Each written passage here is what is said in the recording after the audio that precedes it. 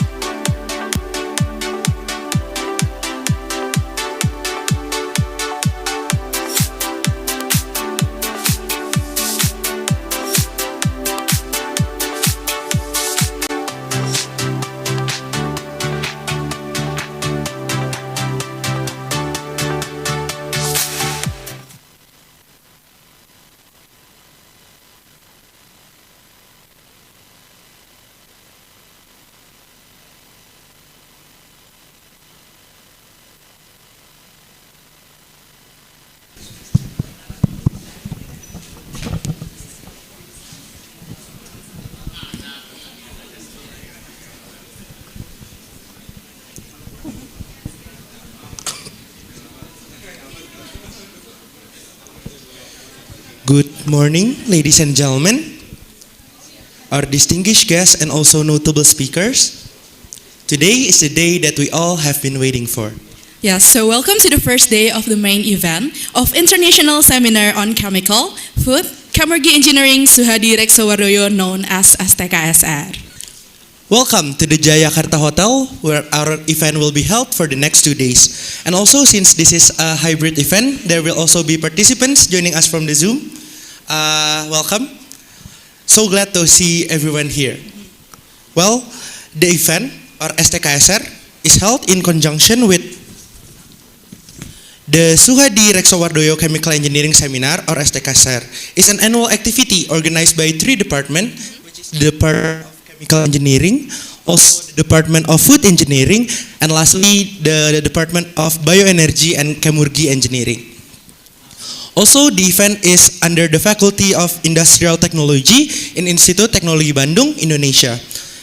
This event is also helped by the Student Union, which is Himatek ITB, HMTB ITB, and also HMPG ITB. Yes, and this event is also supported by Ikatan Alumni Teknik Kimia ITB, Yayasan Alumni ITB, and Badan Kejuruan Kimia Persatuan Insinyur Indonesia, or BKKPII.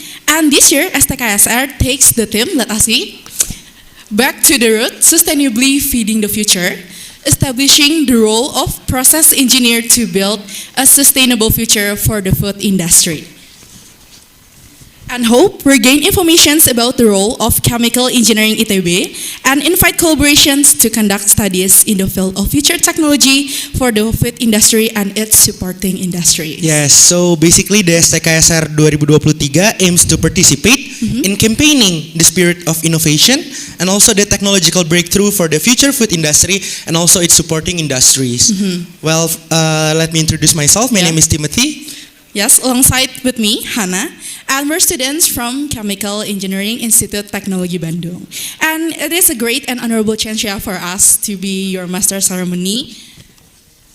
And also, on behalf of STKSR Committee, I would like to extend a very warm welcome to all of you, especially to the daughter of Profesor Suhadi Reksowardoyo, Ibu Astiti Lestari Sukatri Laksana Reksowardoyo.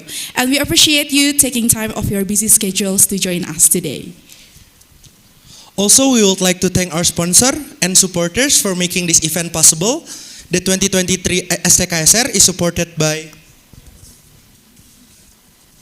PT Perkebunan Nusantara as our silver sponsor, PT Aim Topindo Nuansa Kimia as our silver sponsor, PT Riau Andalan Pulp and Paper of April Group as our bronze sponsor, Pupuk Indonesia Holding Company as our bronze sponsor, and lastly, Garuda Food and Gokana Ramen and Tepan as also our sponsor.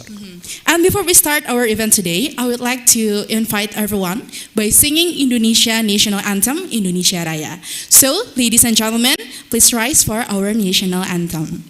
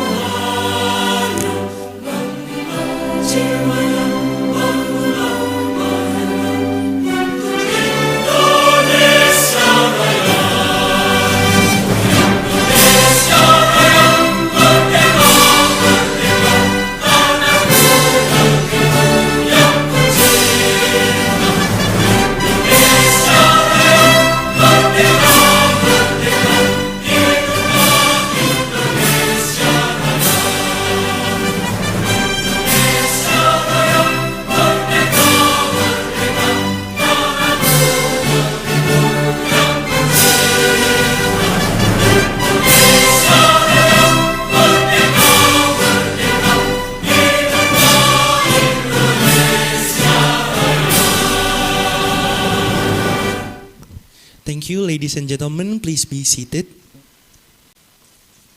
After this, we all gonna watch a safety induction from the hotel management. So please give it a watch. Thank you. Kita tidak pernah tahu kapan dan di mana keadaan darurat akan terjadi. Jadi, apa yang harus Anda lakukan jika terjadi hal tersebut? Ketika terjadi kebakaran. 1. Jangan panik. Segera jauhi api dan selamatkan diri ke tempat yang lebih aman. 2. Matikan peralatan listrik. Ketika terjadi kebakaran, segera matikan arus listrik sehingga kebakaran tidak merambat. 3. Lindungi saluran pernafasan. Jagalah pernafasan dengan alat pelindung seperti masker. 4. alat pemadam, atau apar. Anda dapat menggunakan apar yang sudah kami sediakan di setiap sudut untuk memadamkan api secara cepat dan tepat.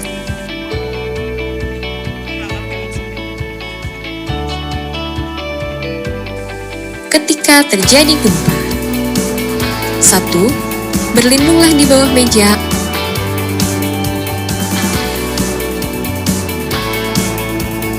atau ambil benda yang dapat melindungi kepala Anda. 2. Jauhi jendela dan lemari agar tidak menimpa Anda.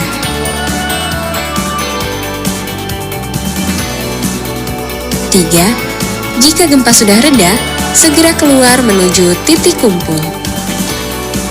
Alarm darurat akan berbunyi keras dan Anda akan mengetahui bahwa situasi darurat telah terjadi.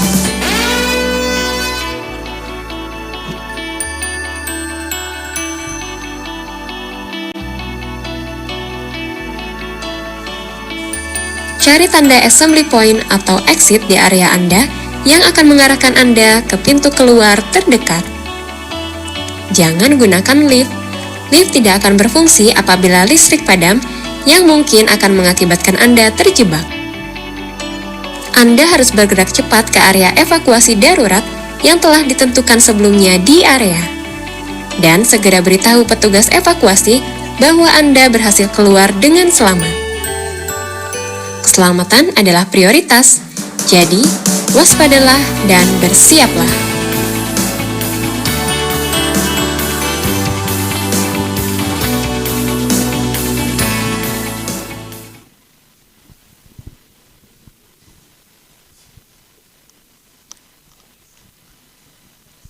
Okay, so that's all for the safety induction. And next we're gonna see a performance from Maha Gontra Ganesha ITB. So let us give a round of applause.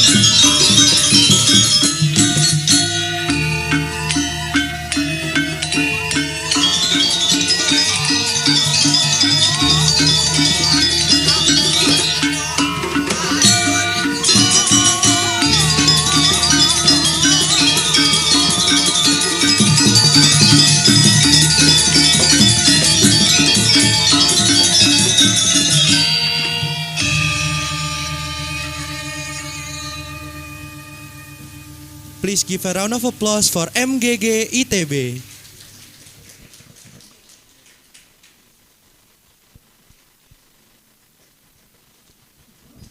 What a stellar performance that showcase how beautiful our culture is, isn't it, Hannah? I hope everyone enjoyed the show. And now we will all watch the Stksr profile video. Please again enjoy the video. International Seminar on Chemical, Food, and Chemurgy Engineering Suhadi Reksowardoyo, or Stksr, is an annual seminar organized by Department of Chemical Engineering, Institut Teknologi Bandung. In this conference, scholars and practitioners around the world share ideas and scientific achievements for development of various process technology. What was the history behind this annual seminar? We are going to find out.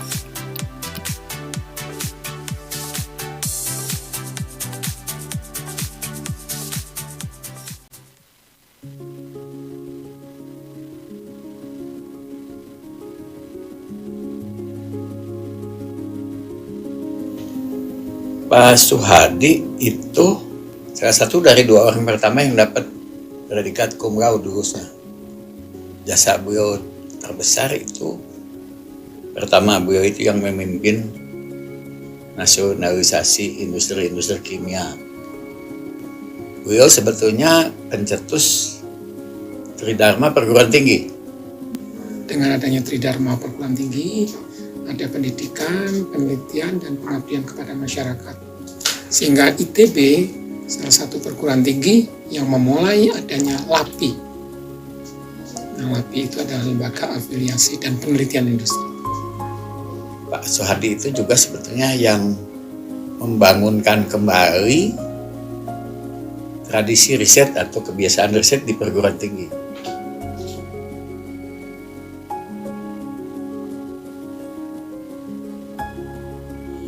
Tahun 91 itu ada peringatan 50 tahun pendidikan tinggi teknik kimia di Indonesia.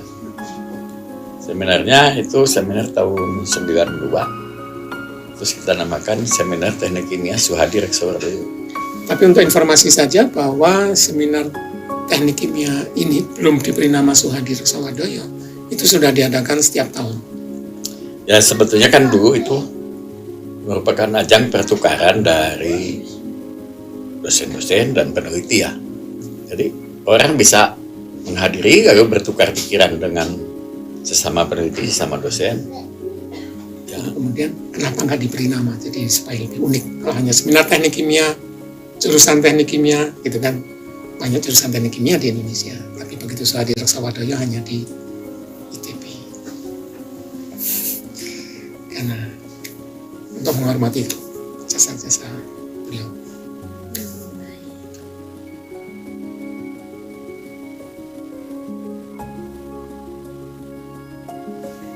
Saya melihat beliau sangat rapi. Tenang, terus memperhatikan yang muda-muda. Dulu profesor di ITB di teknik kimia, sangat sedikit. Nah, Pak Suhadi ini salah satu profesor, nah sehingga namanya diabadikan. Itu profesor pertama orang Indonesia. Ya, Pak Suhadi itu bukan hanya pinter ya, tapi dia bisa membangun budaya institusi, jadi budaya riset di kita sekarang ini sebetulnya kontribusi Pak Suhadi besar. Ya, terus Beliau itu banyak sekali kegiatan yang berhubungan dengan penugasan dari pemerintah. Salah satunya adalah pernah menjadi menteri, yaitu seingat saya tahun 66. jadi waktu Presiden Soekarno bikin tahun 66 reshuffle kabinet 100 menteri kabinet, nah Pak Suhadi itu menteri riset.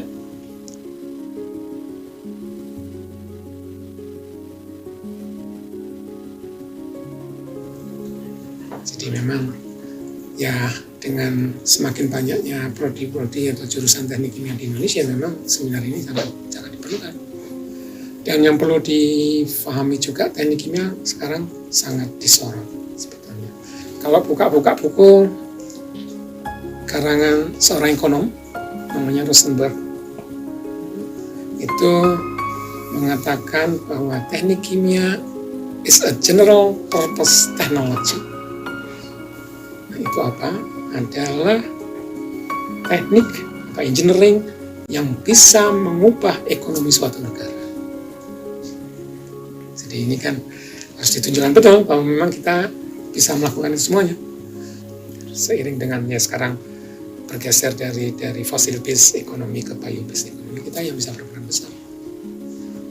Sehingga dalam beberapa hal kita bisa berperan besar dalam mengubah perekonomian di Indonesia.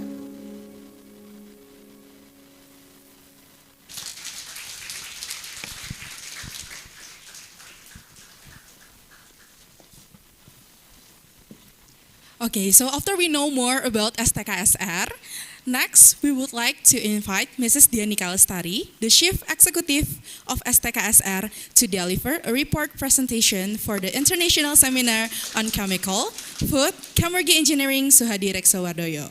To Mrs. Dianika, the stage is yours.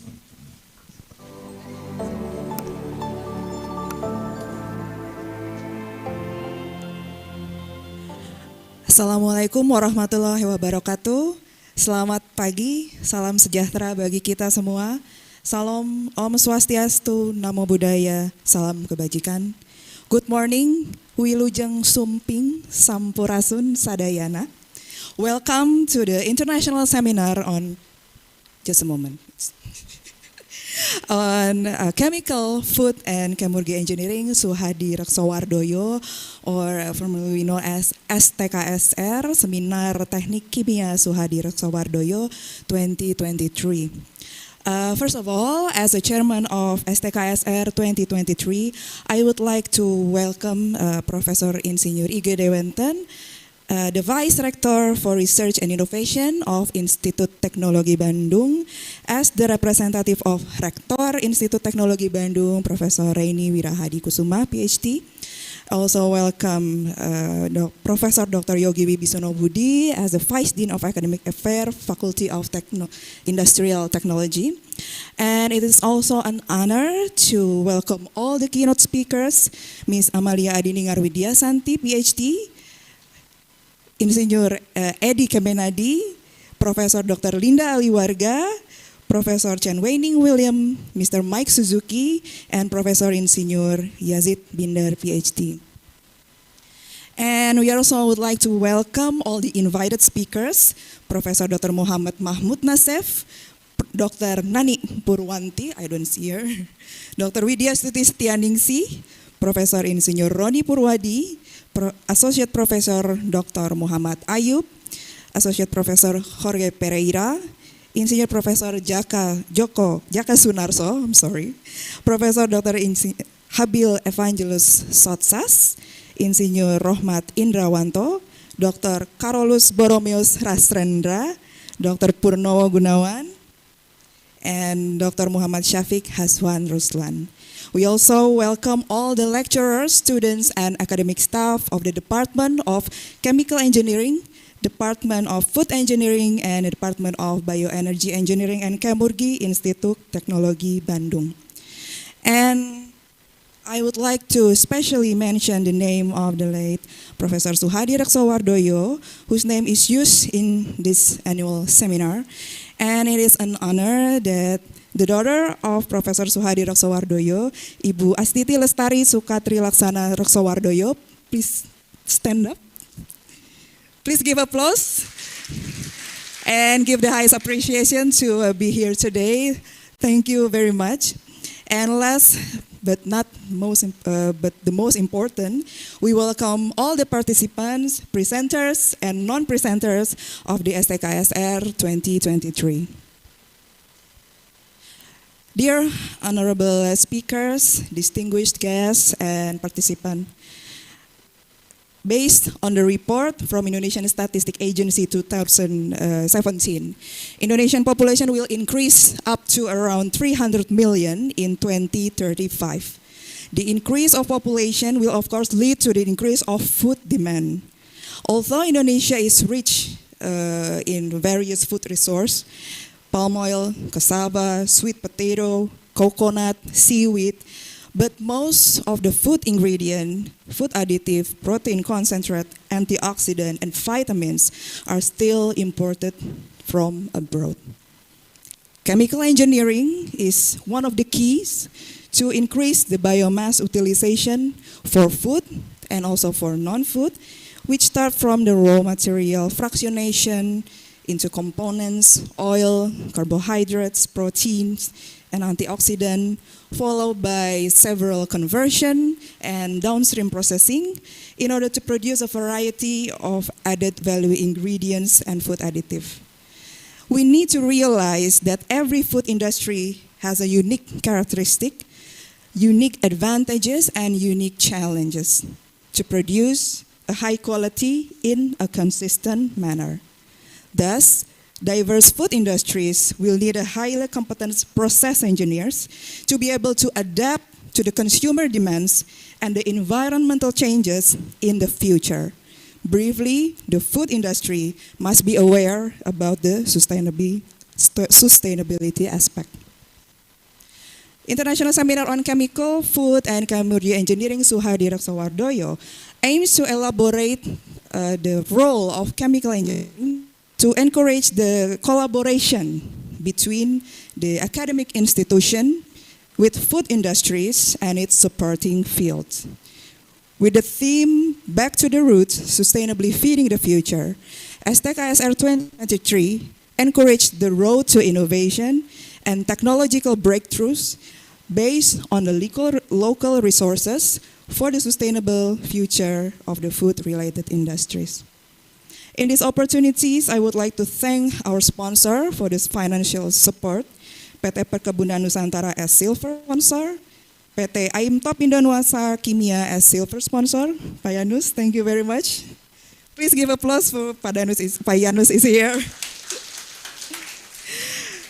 PT Riau Andalan Pulp on paper of April Group as bronze sponsor, Pupuk Indonesia Holding Company as bronze sponsor, and Garuda Food, Gokana Tepan Ramen and Tepan sponsor. I would like also state my greatest appreciation to our scientific committee for the guidance of this event, and also the organizing committee of Stksr 2023, which consists of a very hardworking and amazing 25 lecturers and 41 students of the Department of Chemical Engineering, Bioenergy Engineering and Chemurgy, and Food Engineering. Here in Stksr 2023, we have 103 abstracts to be presented and 6 non-presenter participants from 17 academic institutions and 2 companies in Indonesia. About 63 presenters will present their works here in Jayakarta Hotel, and 40 presenters will present their result online. The abstract are classified into 10 subtopics as follow. Advanced Science and Material, 15 abstracts.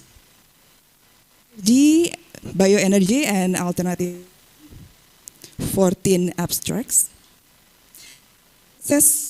Bioprocess Engineering, 9 abstract. Chemurgy and Bio-Based Materials, 14 abstract. Chemical Engineering Education, 1 abstract. Food Engineering and Technology, 10 abstracts. Industrial Application, 12 abstracts. Reaction and Control Engineering, 6 abstracts. Separation Technology, 7 abstracts. And Process Simulation, 15 abstracts. Along with the 6 keynote speakers and 12 invited speakers from not less than 14 institutions and 6 countries, we hope that this event can act as fruitful discussion forum and sharing of information from various researchers and experts of various fields. With the main venue in the Jayakarta Hotel in Bandung, Stksr 2023 is also organized in a hybrid setting via Zoom, so you can follow it online from our 2 campuses in Ganesha and Jatinangor. And we also proudly present our collaboration with a talk show session with the Ikatan Alumni Teknik Kimia on the 2nd day, dedicated for students. And at the end of the event, we will also have an interactive session about exercise and health, so make sure you don't miss out.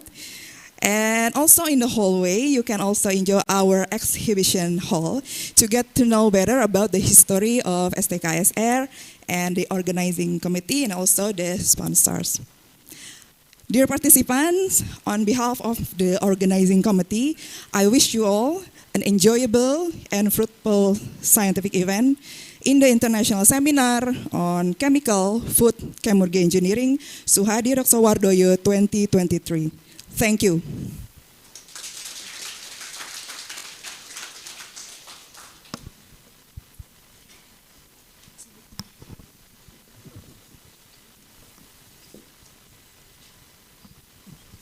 Thank you, Mrs. Dianika Lestari.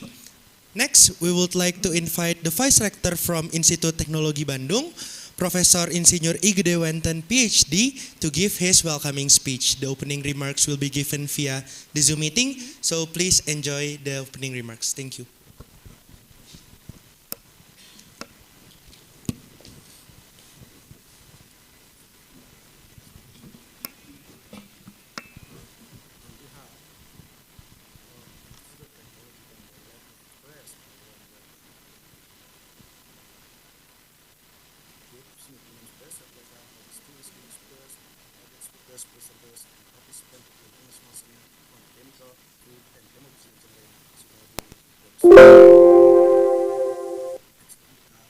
Stksr 2023.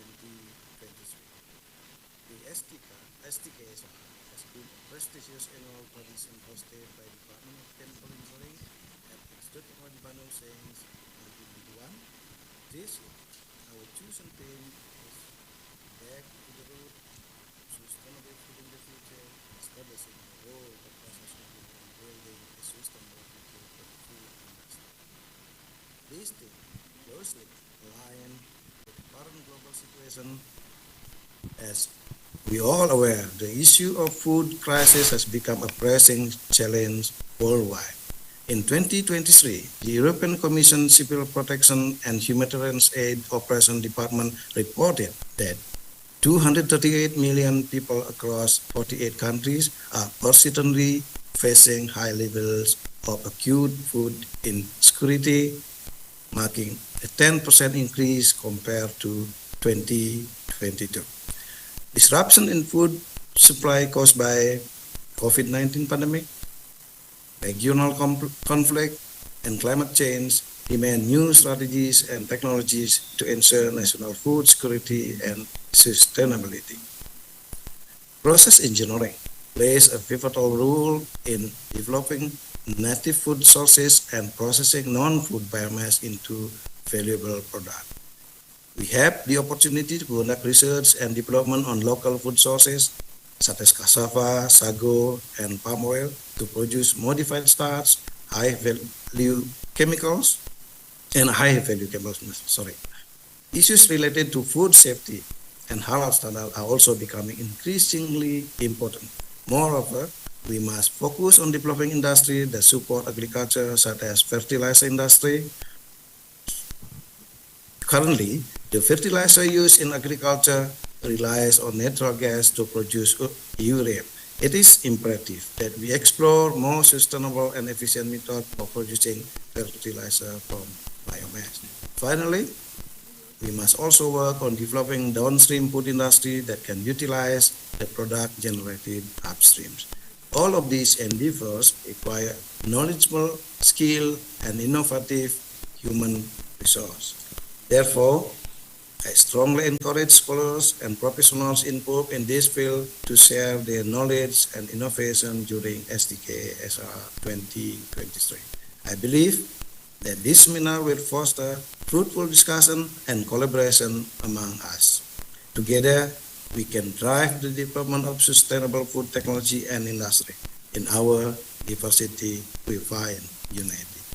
Last, but certainly not least, I would like to express my heartfelt gratitude to and appreciation to our sponsors, collaborators, committees, and participants who have made significant contribution to the success of Stksr 2023. I hope that this event will yield the best possible outcome for all involved. Thank you and enjoy the seminar. Okay, thank you to Professor Wanten. Okay, as Professor Rantan gave his welcoming speech, remarks, yes. So STKSR 2023 is officially begin. So once again, let us give applause. Okay, and after this, there will be a photo session, yeah? Yes, Yeah, of course. both for offline and online.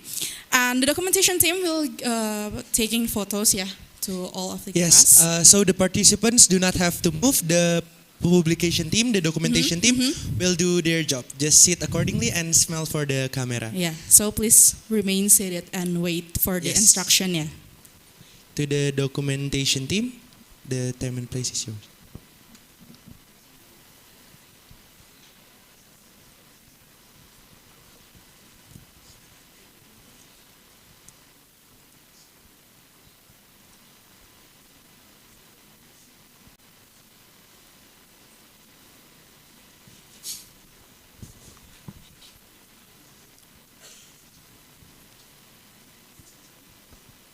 Again, please smile for the camera.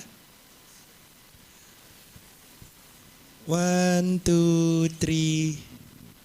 Maybe one more time. 1, 2, 3.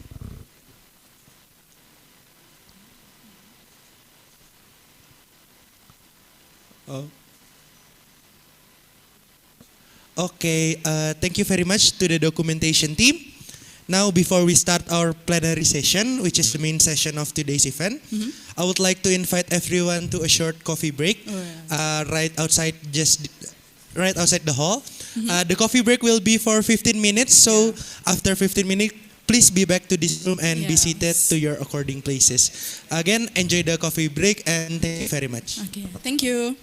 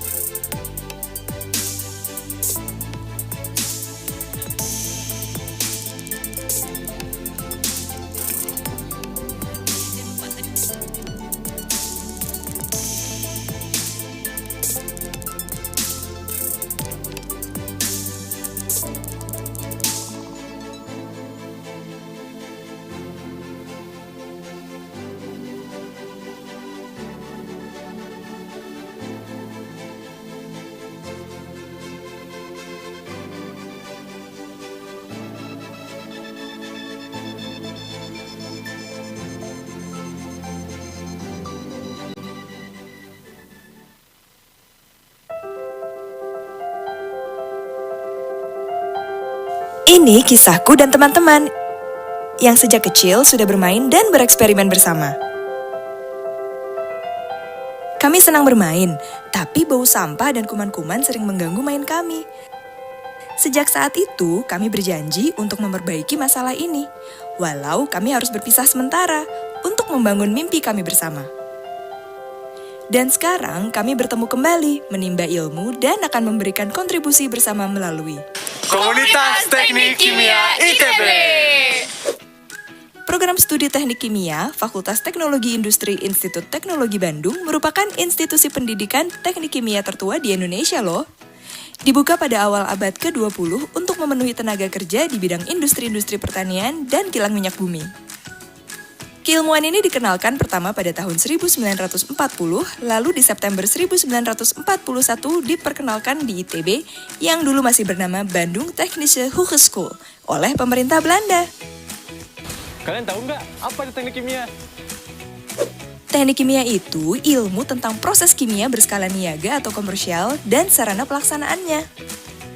Proses kimia berskala niaga adalah pengolahan yang memanfaatkan reaksi kimia dan peristiwa kimia fisik untuk mengubah keadaan, kandungan energi, dan atau komposisi bahan sehingga menghasilkan produk yang karena nilai gunanya dapat dijual secara menguntungkan. Industri yang lahir dari keilmuan ini diantaranya industri pengolahan minyak bumi dan petrokimia, plastik, serat sintetik, karet sintetik, gas-gas dari udara, pengolahan air, pangan industri, serta produk kimia atau energi berbasis sumber daya terbarukan. Lalu, semenjak tahun 2015, Komunitas Teknik Kimia ITB berkembang menjadi 3 program studi sarjana, yaitu Prodi Teknik Kimia di kampus ITB Ganesha, Prodi Teknik Pangan di kampus Jatinangor Kabupaten Sumedang, serta Prodi Teknik Bioenergi dan Kemurgi yang juga di kampus Jatinangor Kabupaten Sumedang. Nah, selamat datang di Prodi Teknik Kimia.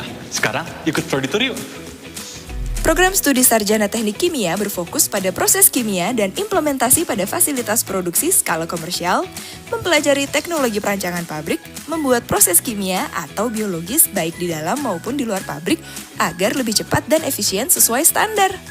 Bedanya dengan kimia murni yang berfokus pada penelitian, keilmuan teknik kimia berfokus pada penerapan ilmu kimia di industri. Kalian tahu nggak kemeja ini dibuat dari apa? Dari batu. Sumber kekayaan alam di Indonesia yang berlimpah perlu dipikirkan pengolahannya untuk kemakmuran rakyat Indonesia. PT M Topindo berdiri untuk menghimpun berbagai resort bangsa untuk bersama-sama mengembangkan teknologi mengolah kekayaan alam.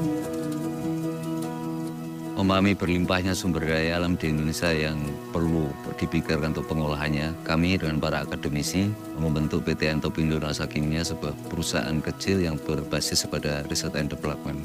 Kami mulai dari industri karbon aktif berskala kecil, dari tempurung kelapa, kami masukkan komponen teknologi berupa efisiensi energi, proses intensifikasi, dan sebagainya.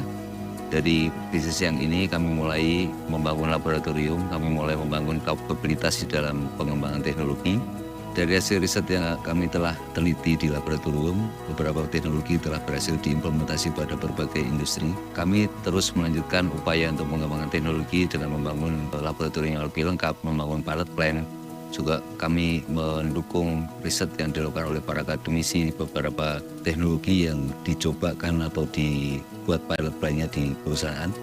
Sehingga diharapkan kehadiran M-Top ini lebih memaknai bangsa Indonesia di dalam mengembangkan teknologi.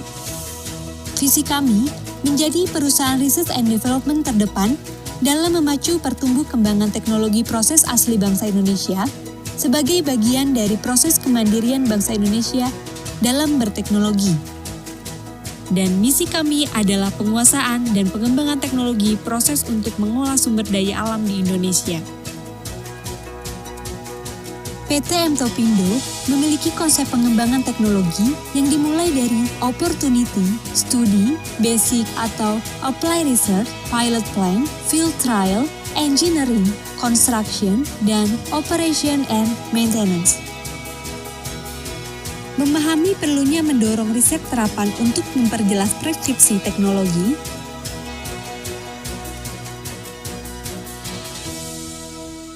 maka PT M Topindo terus mendukungnya dengan pilot plan sebagai jembatan penghubung antara riset dan implementasi industri. Pilot plan sebagai sarana simulasi proses nyata yang menyerupai aktual di industri. Dibuat pada skala yang bisa dijangkau dan dilengkapi seluruh komponen, proses, serta instrumentasi yang lengkap dan akurat. Pilot plan ini melengkapi informasi teknologi yang telah disusun dan telah dibuat simulasinya oleh para pakar akademisi dan berbagai sumber literatur. Field trial dilakukan untuk menguji kehandalan teknologi untuk menghadapi kondisi nyata pada saat pengimplementasian nanti.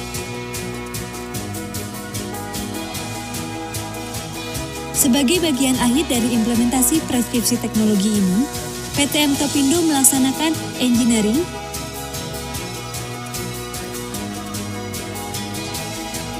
procurement dan construction, serta melaksanakan pengoperasian dan maintenance. PT M Topindo terus mengembangkan kapasitas sumber daya manusia dalam berinovasi. Dengan terus memfasilitasi training atau pelatihan dan sertifikasi serta terus intensif berinteraksi dengan para ahli dari akademisi maupun praktis industri. Untuk ikut serta dalam peningkatan produksi minyak nasional, PT M Topindo ikut berupaya memberikan solusi dan pengoptimalan sistem produksi oil dan gas yang tersebar di seluruh wilayah Indonesia. Upaya peningkatan produksi minyak hampir selalu disertai dengan meningkatnya gas dan air yang terproduksi. Sehingga, perlu diupayakan pengolahannya supaya tidak menghambat upaya peningkatan produksi. PT M Topindo ikut memberi solusi terhadap masalah flare gas yang sering menghambat produksi. yakni recovery sales gas, dan memanfaatkan karbon dioksida sehingga memiliki nilai ekonomis serta menurunkan emisi. PT M Topindo telah mengembangkan proses berbasis bioteknologi untuk menangani air terproduksi. PT M Topindo ikut mengupayakan teknologi implementasi mikroba lokal untuk proses penyisihan sulfur dari gas alam. PT M Topindo mendukung upaya peningkatan produksi dengan menangani fluida pengeboran minyak di berbagai lapangan di Indonesia. PT M Topindo telah mengembangkan teknologi microbial enhanced oil recovery untuk meningkatkan produksi minyak sumur-sumur marginal yang banyak terdapat di Indonesia. Kita sudah memasuki era transisi energi dari bahan bakar fosil menjadi energi baru dan terbarukan. PT M Topindo berperan serta mendukung upaya pengembangan berbagai sumber energi baru dan terbarukan.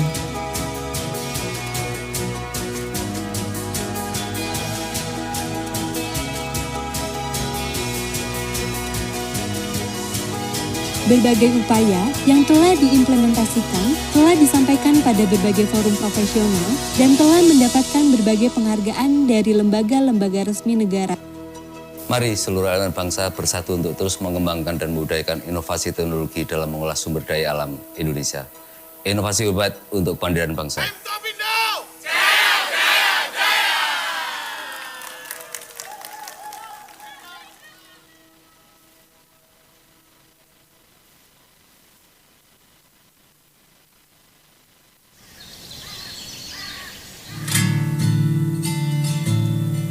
Satu nusa, satu bangsa, satu bahasa kita.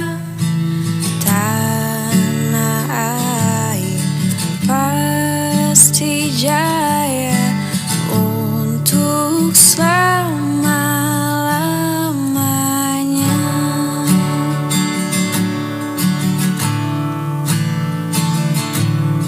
Satu nusa, satu bangsa, satu bahasa kita.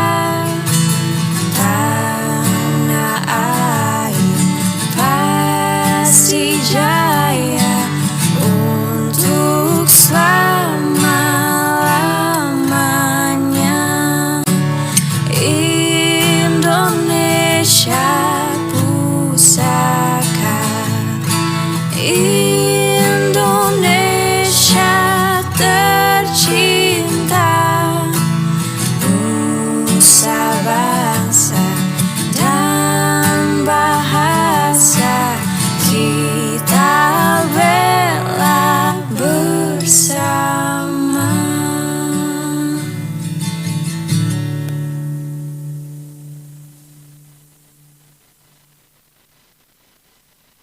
Sektor pertanian merupakan salah satu kontributor terhadap perekonomian Indonesia. Pengelolaan pertanian yang baik didukung oleh penerapan nutrisi tanaman yang tepat dan pemanfaatan teknologi terbaru dapat mendorong peningkatan produktivitas pertanian, khususnya untuk pemenuhan sektor pangan.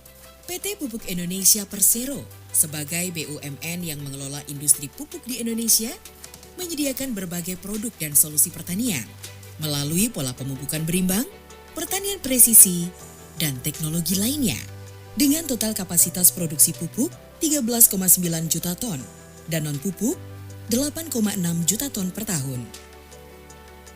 Pupuk Indonesia didukung oleh anak-anak perusahaan dengan unit produksi yang tersebar di berbagai wilayah Indonesia, menjadikan Pupuk Indonesia Group sebagai salah satu produsen pupuk terbesar di dunia.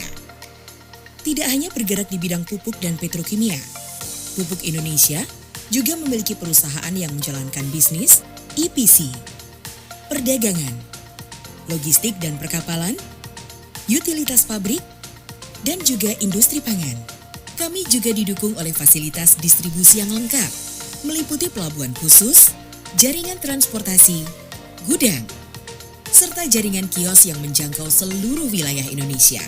Sebagai pemain utama industri pupuk dalam memenuhi kebutuhan pasar domestik baik subsidi dan produk komersil, kami juga memenuhi kebutuhan pasar internasional, khususnya Asia Pasifik.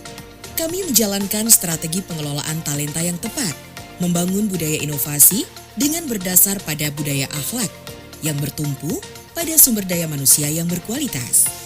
Pupuk Indonesia terus berkembang menjadi perusahaan yang unggul, didukung 5 pilar strategis, yaitu fokus pada pelanggan, inovasi, riset dan pengembangan, unggul dalam operasional dan rantai pasok, optimalisasi dan pengamanan bahan baku, serta praktek ekonomi sirkular.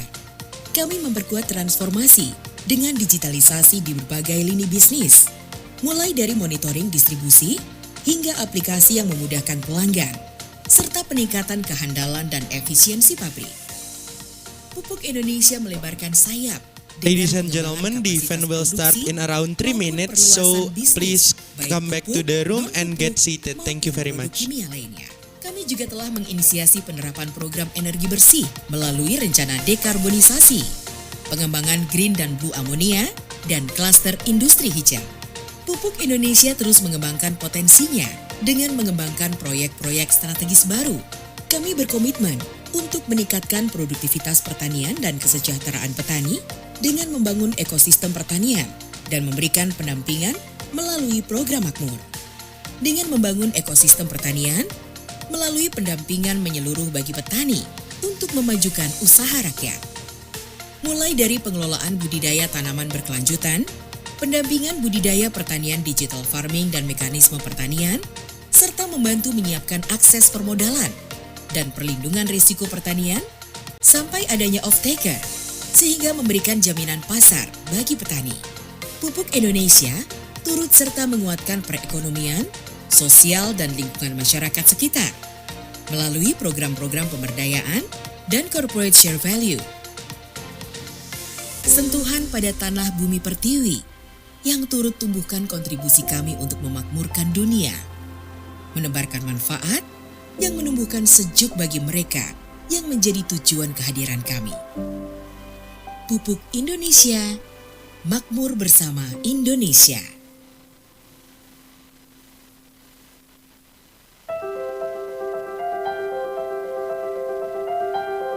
Ini kisahku dan teman-teman yang sejak kecil sudah bermain dan bereksperimen bersama.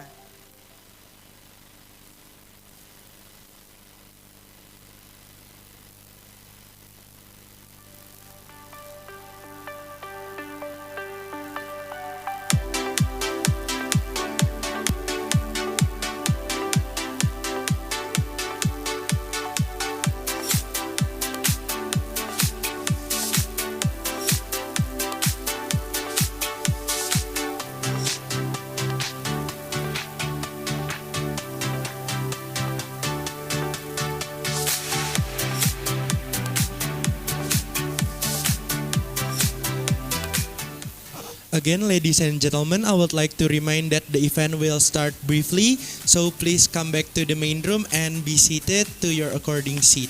Thank you very much.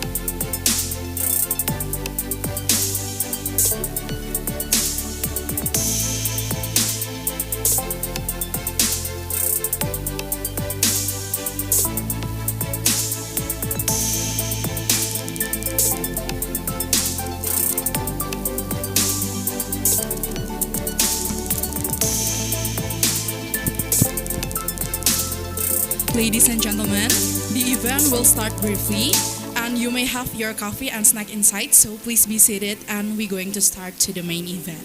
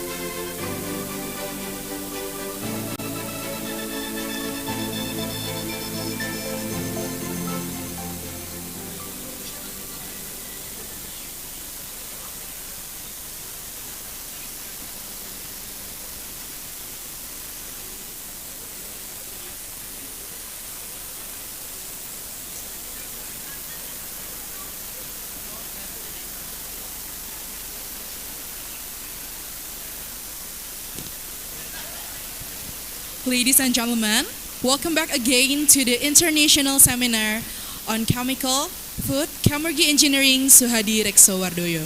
And we will proceed to our next event, which is the plenary session. Yes, so for today's plenary session, there will be 3 speakers in total. First of all, we will have Mrs. Amalia Adininggar Widyasanti, PhD, as the Deputy for Economic Affairs on the Ministry of National Development Planning, or as we more familiar with, Bapenas of Indonesia. And next one, Bapak Insinyur Edi Kemenadi MMMP as Business Leader of Kemenadi Co-Creation Center. And also we have Professor Dr. Insinyur Linda Aliwarga from Food Engineering ITB.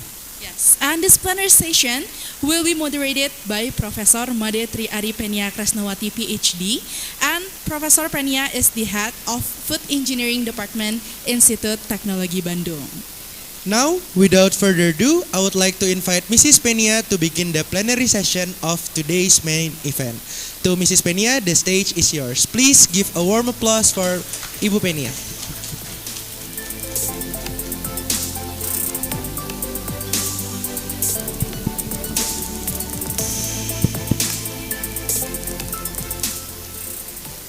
Bismillahirrahmanirrahim. Assalamualaikum warahmatullahi wabarakatuh. Good morning, distinguished speakers and guests. Let me first read you a pantun. Please say cakep ya. Pagi-pagi ngopi di Hotel Jayakarta,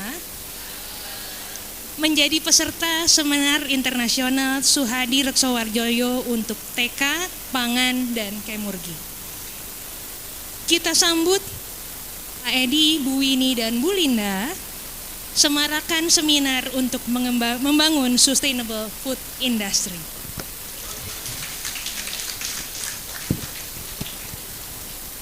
Okay, here we arrive at the first plenary session entitled Current State of Food Industry and its Supporting Field. And I would like to invite our distinguished speakers, Insinyur Edi Kemenadi and Professor Linda Aliwarga to the stage. And later we will have Ibu Amalia to join us via Zoom.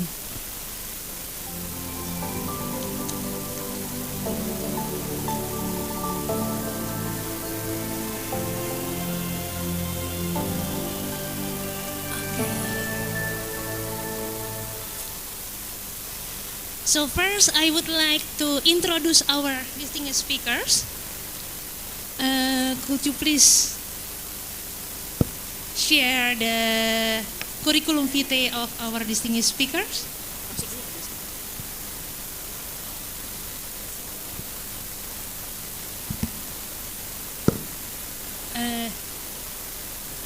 Not yet? The CV. Okay. So, Insinyur Edi Kemenadi, MM and MP, his education, he holds a bachelor degree in chemical engineering from Bandung Institute of Technology, and he holds 2 master degree. The first one is Magister in Management from University of Indonesia, and the second one is Magister in Industrial Professional, graduated cum laude from IPB University. Pak Edi spent a lot of time of his career in playing many important roles and in research and development for various products before he moved to PT Smart, to Danone, and finally he started his own business. He's serving as business leader of Kemenadi Co-Creation Center, Bogor, Indonesia, until now. And also he served as the director of PT Feeds Mandiri, which product has been shown during the coffee break. And also director of PT, this is a bit difficult to say, PT Sinam Rasep Saluyu Raharjo Mujito I. Is it correct? Okay, so Pak Edi already sit here with us, and next we will have the CV of Professor Linda Aliwarga. Her education, she got the bachelor degree in chemical engineering from ITB, and he got her master degree in food engineering from Asian Institute of Technology. And he got his PhD degree in Technische Chemie from University of Hannover, German. And now he served as the professor of chemical food engineering. What is exactly the name? Professor in chemical food processing. Well, it's difficult and not an easy name to say. She did a lot of research with technology in drying and also in processing feed. Later, the last one, we also have Ibu Amalia Adidinggar Widyasti, who will join us online later. She also holds a bachelor degree from chemical engineering ITB.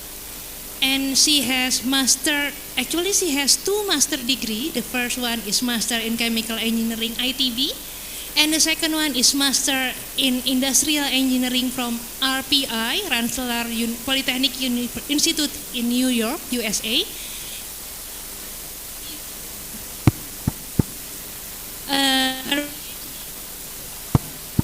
In economics from University of Melbourne, Australia. She served a lot of position in Bapernas, and the last one is this is not the last one, I think. The last one is as Deputy of Economics in Bappenas. So without further ado, let's start with Pak Edi. So the time is yours.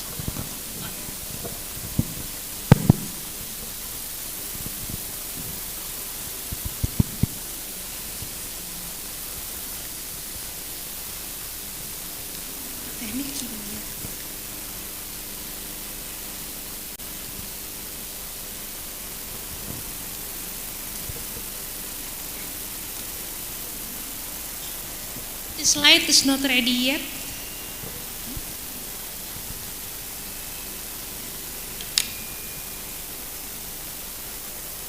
Okay.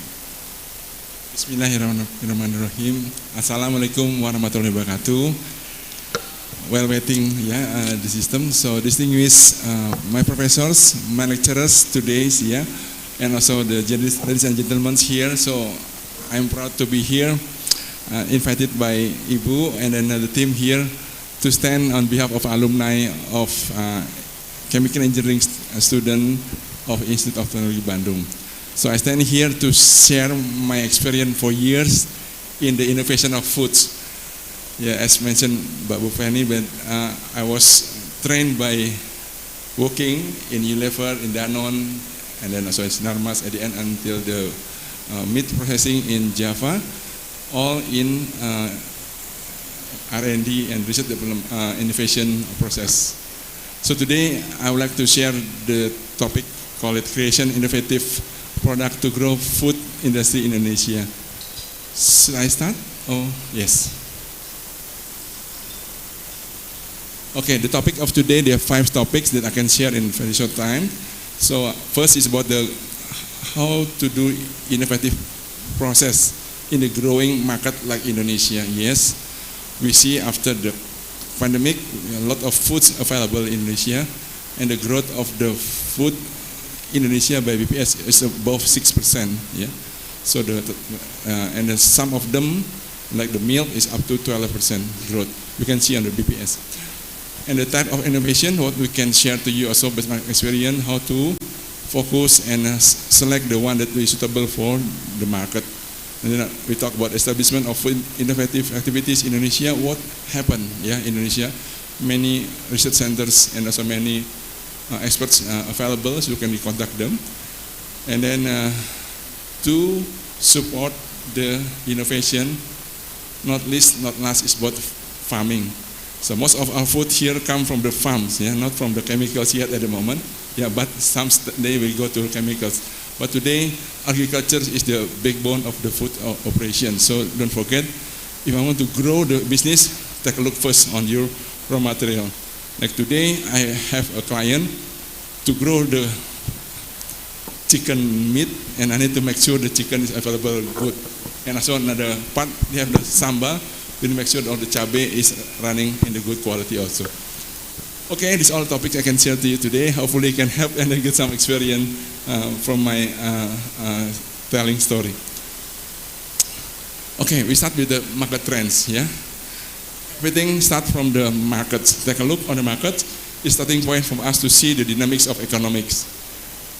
As also the late Professor Suhadi told me, I was lucky at the time because I attended his lecture on, they call it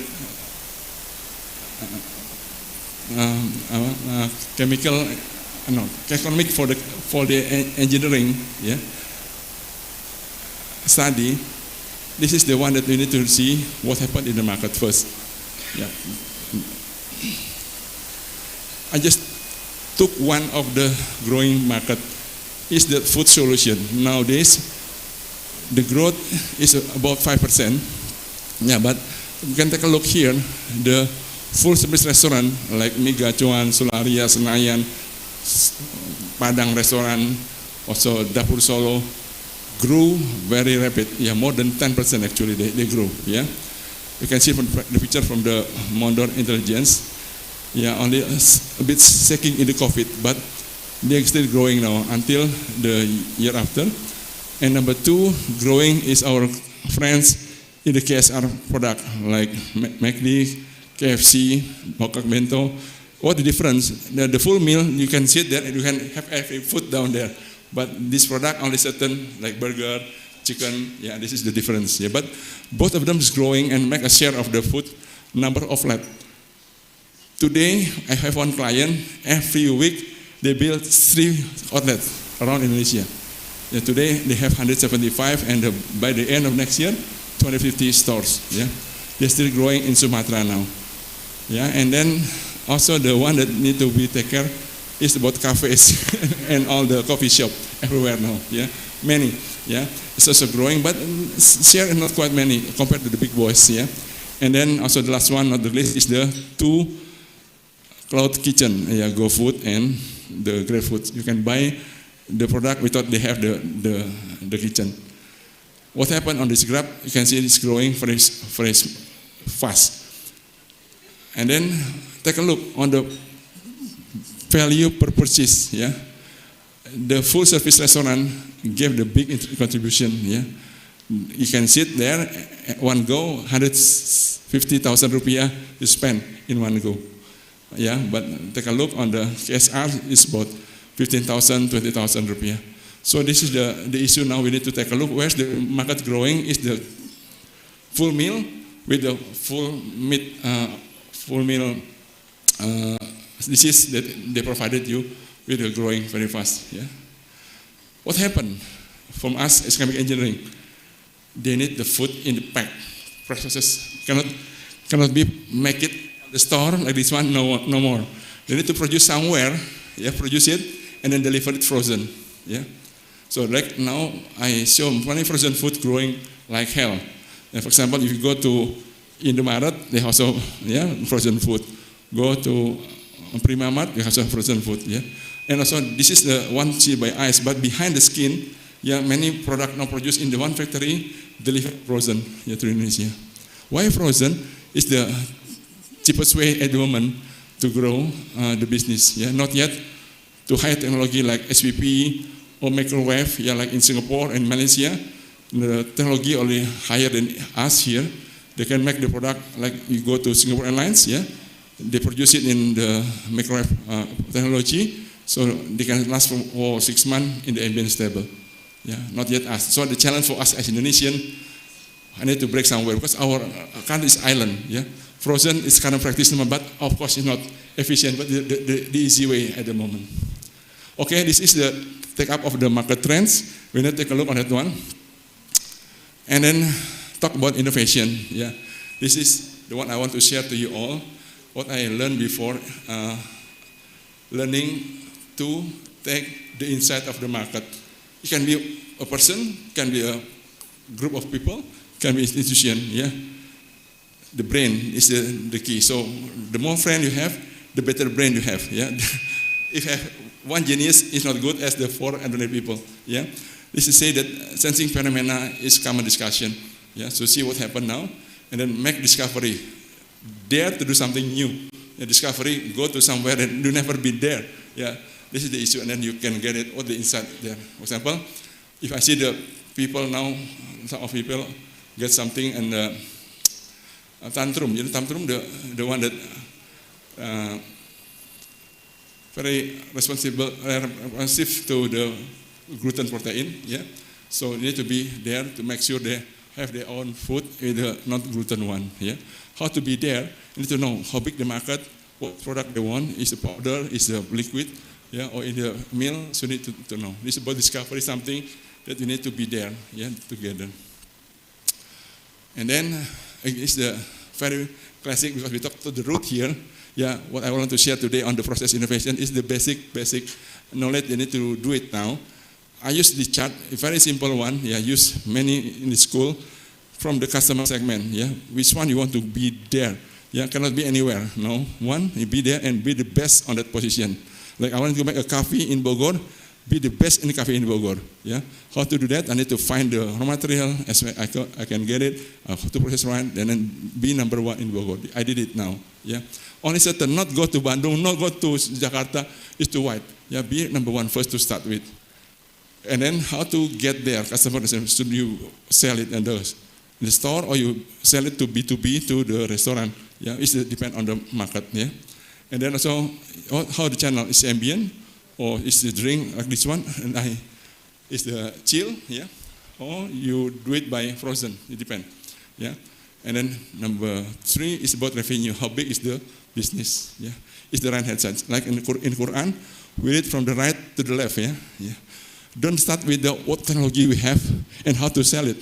You're gonna get crazy. You can find, but the one to know is the market first. Yeah, even small market, be there, be number 1. Yeah, and then you talk about profession, how to sell, and what is activity, what the factory, or we go to manufacturing. Yeah, or where's the resources? Yeah, is the money, the people. Yeah, and so the last one, not the least, about the partners. Yeah, who is the vendor of the material? Yeah, who is our friend to support operation? And we got the cost, and then beyond the cost and revenue is the profit. Yeah, it's very important as a food technology. Don't forget profit, because Professor Hadi at the time told me about profitability. I still remember at the time when I attended the economic technique, economic for the engineering. He told us about the profitability. Yeah, yeah, I will share that on the chart. Okay, it's very basic, and then if we feel it, we win even small market, so the customer happy, no complaints, yeah, and then they like the product, back again, and the stakeholder, our money provider, they also happy because it's growing, yeah, even small is growing, yeah, and then society, they love to have us in the pot of the food, yeah, you can see the attending, and then not the least is about nature. We need to grow the fruit, grow the vegetable, we grow the coffee, yeah, because we cannot growing without having the good agriculture on the back. Yeah, this is the issue. Why I stand here? I want to build more local agriculture, not importing. Enough is enough. In my IBB university, they told us at least stop to think the importing of sugar, about the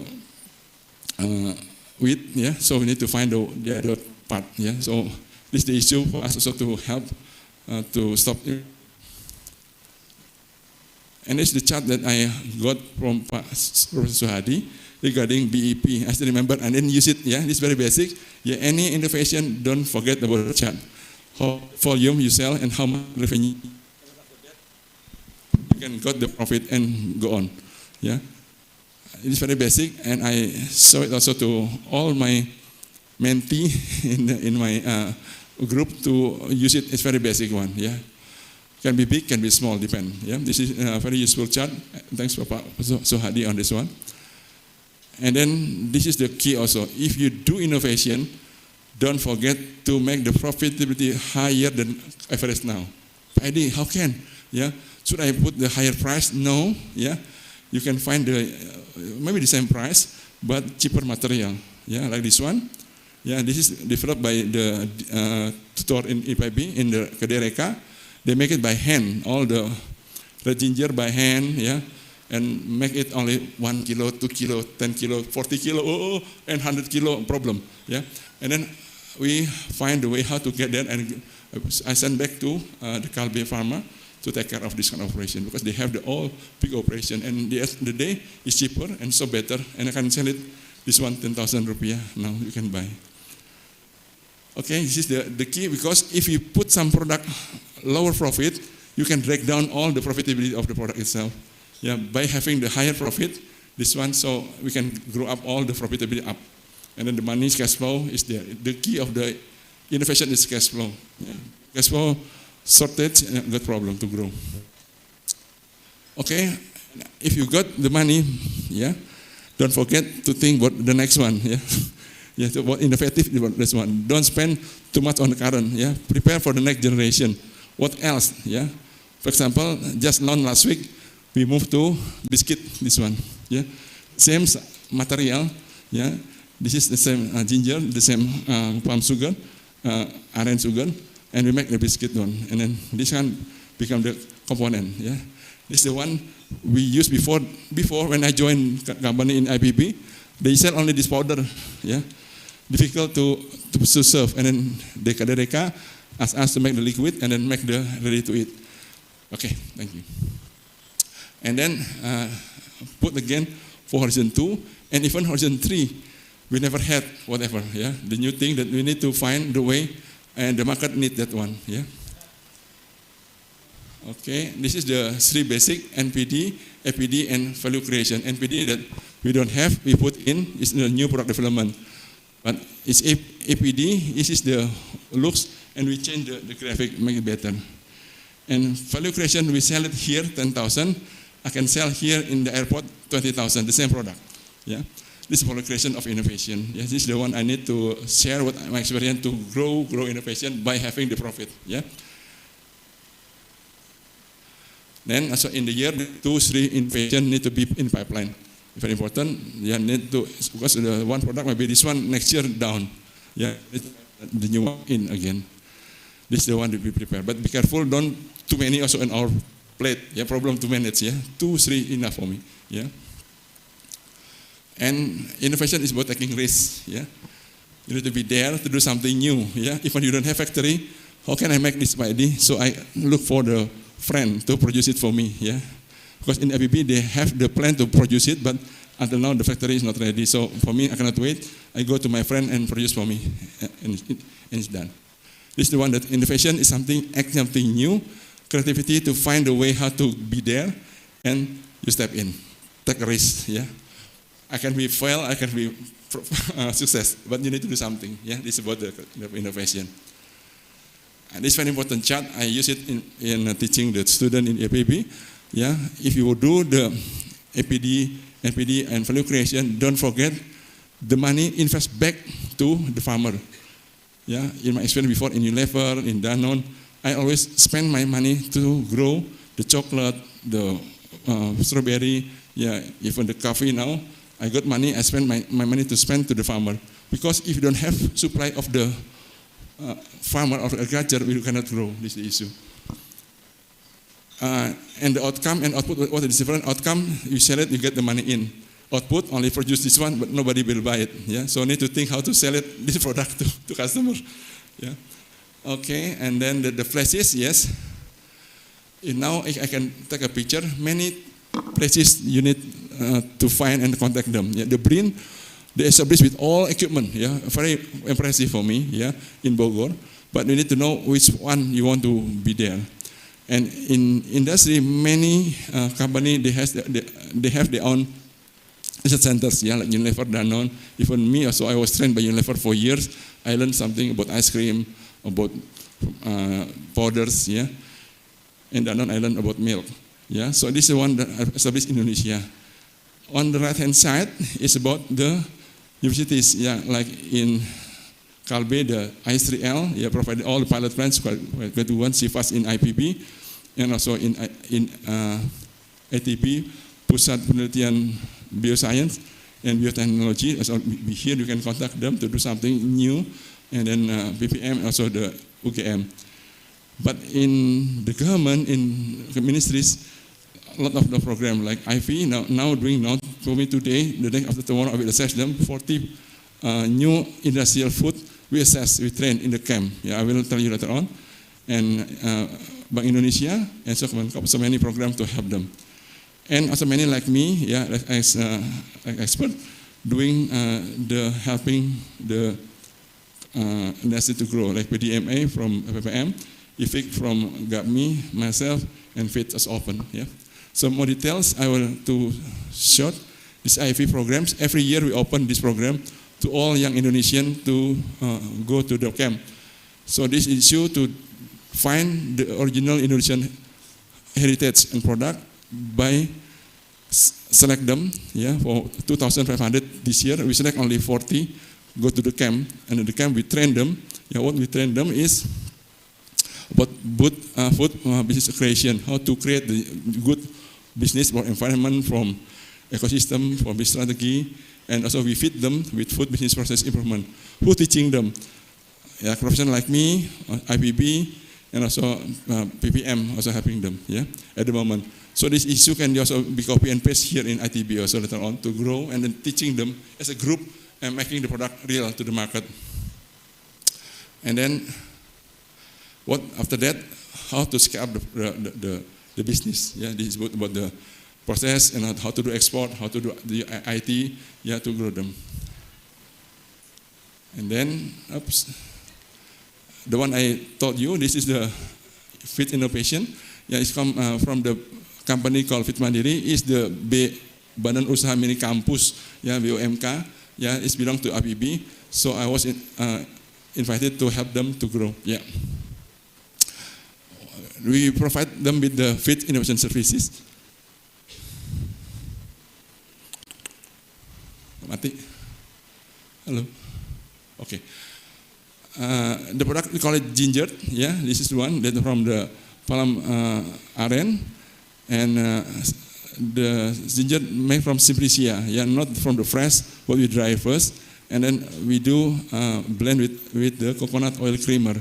Yeah, this is developed by Kedereka program from the government, and I took it and then I refined it with the resin from Calbe, and then make it product more stable. What is the chemical engineer's value on this one? We know how to mix. Yeah, so what kind of colloid we need to play. Yeah, so for me learning, yeah, the ginger and the creamer need to blend first. Yeah, and then we screen with little water and then add water step. Yeah, not all together in one go. They will like a gel, difficult to filter it. Okay, you can enjoy the product there also. After the break. Yeah. Why arenga? Because a low GI. Why resin? Because resin is the typical Indonesian of ginger. Yeah, contain 3 components, make the blood pressure bigger, following all the experts in IBB. Yeah, and last, coconut oil, the C12, make your immunity issue. Yeah, they also separate it. They put in one product like this one. I don't know the effect, but I use it and I make it healthier in life. Yeah. Last one. Okay, the last one is about community co-creation in the center also in Bogor. What we are doing down there, we are helping education, yeah, like Ibu Linda need some help, I will help them, yeah. Yeah, and then also SMI, like the one from the common print, and the big companies to help if they need to transform the current one to the future one. We help them with all chemical drink processing and all food processing. Lama banget ini. Okay, we start with ideation and then development of the product and make the factory. These are 3 stages you can read in the paper. So ideation we say together as co-creation. What you have, what we have, we create something new. Yeah, not only giving servicing, but also we need to do something new. Yeah, stepping into innovation.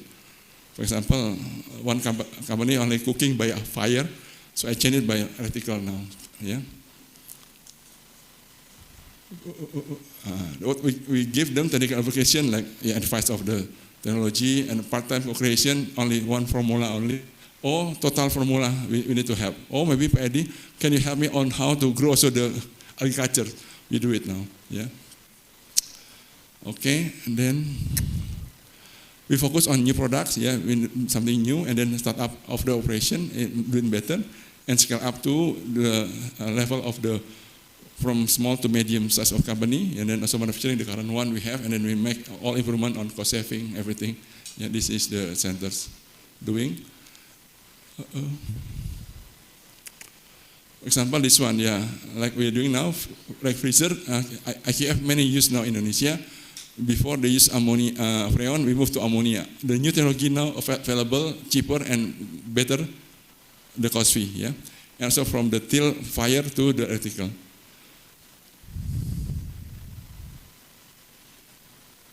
Okay, one more. Oops. Cepetan, Mas. Mundur. Mundur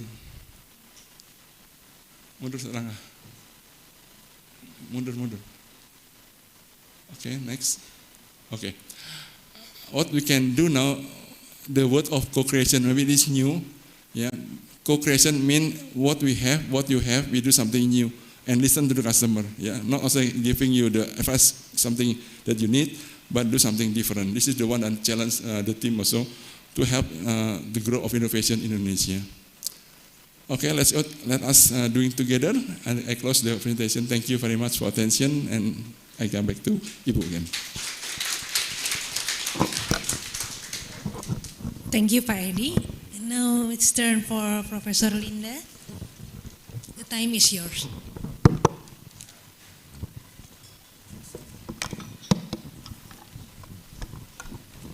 Okay, thank you, Professor Penia.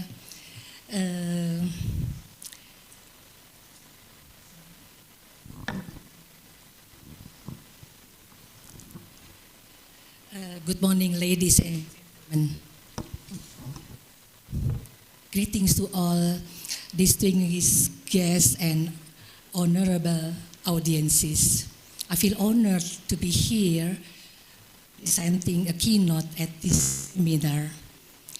The title of my presentation is Food Engineering in Sustainable Food Production, Empowering Local Micro and Small Enterprises. The outline of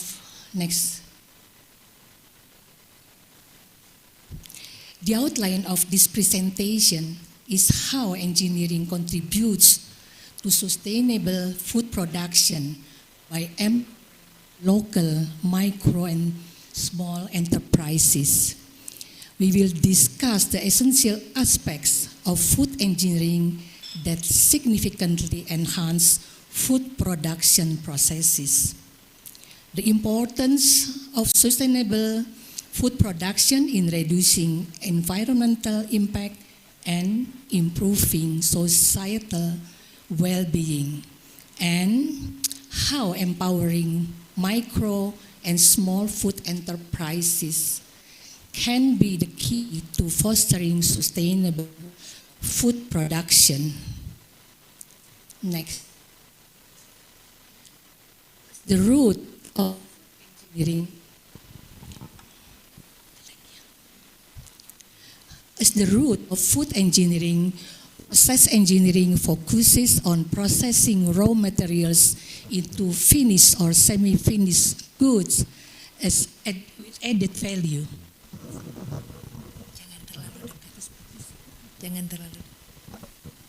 Therefore, process engineers develop lab-scale implementation and transfer the technology to commercial scale.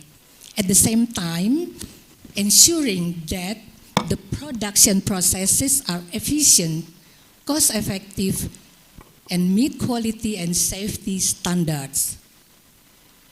According to IntelliDigest, food engineers are also responsible to ensure that the food produced is safe, nutritious, and environmentally sustainable. Next. The earliest activities of food engineering can be traced back to the late 19th century, when the industrialization began to have significant impact on food production.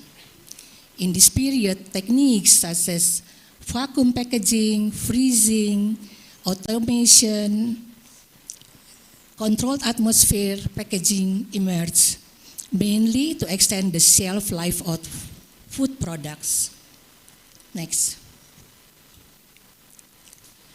In the second half life of 20th century, more advanced technologies emerged, such as freeze drying, modified atmosphere packaging, irradiation, biodegradable packaging. All these processes have a significant impact. Food products can now be consumed by those who previously has no access to the products due to the location and time constraint. Now we can find the food everywhere easily. In the early stages of industrialization, there was a lack of engineering activities and systematic engineering approaches in food industry. Historically, food production was largely based on traditional and craft-based methods, often relied on trial and error rather than systematic engineering principles. As an example, food producers in the past simply buying the equipment from supplier and connecting them to get the complete process facility. With the time, food industry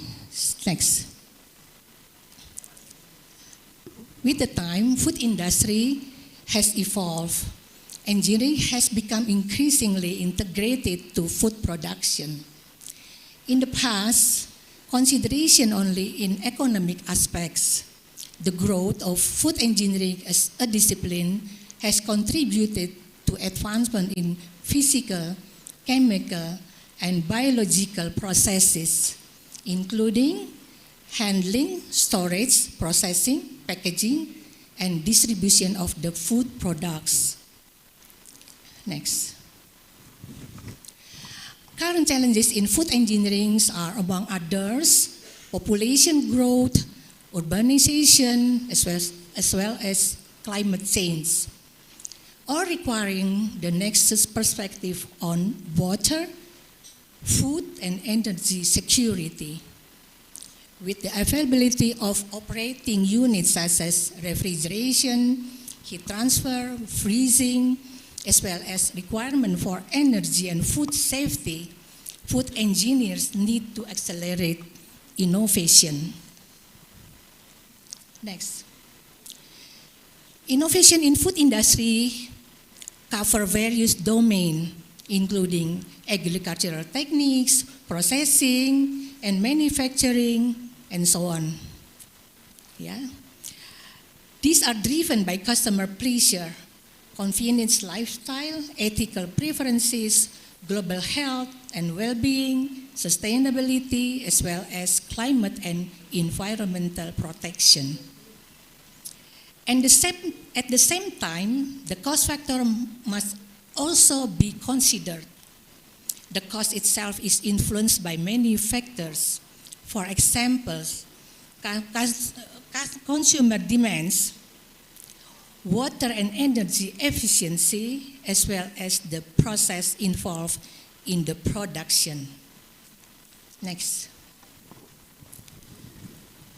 For the future, there is a trend to have a more healthy food, for example, sugar-free or gluten-free. Nevertheless, in the past, we have seen such a trend also change with time. A few decades ago, the enemy of the diet was cholesterol, which was always monitored in a strict manner whenever we have a blood test. Now, the culprit is sugar. With globalization, nowadays, fresh food from afar can be available almost everywhere, thanks to the lengthened shelf life of food products. Furthermore, in recent years, the life pace has been increasing continuously due to the development of information technologies and digitalization. In this aspect, makes a long shelf life of food products even more important, since employees tend to consume ready-to-eat meals rather than to prepare fresh food every day. Above all, the supply of nutritious food must be maintained and secured, among others, through fortification. Next. Now we will see the portrait of food industry in Indonesia. The vast majority are represented by micro and small enterprises at the bottom, the first and the second one, which make up more than 99% of total units, employs 94% of total workforce, and contribute to 47% of GDP. MSE, or micro or small enterprises, we call it as MSE, often operate locally and offer of essential food products and services to their immediate communities. On the other hand, MSEs responsible to a significant number of food loss and waste. Next.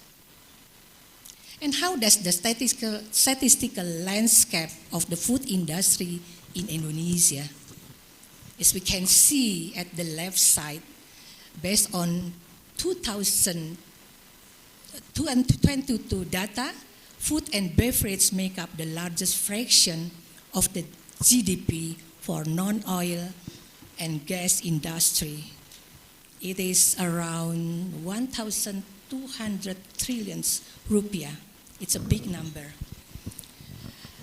In the bar chart on the right, it is interesting that in the cities, we can see that the spending for ready-to-eat consume meals and beverage is as much as 36%.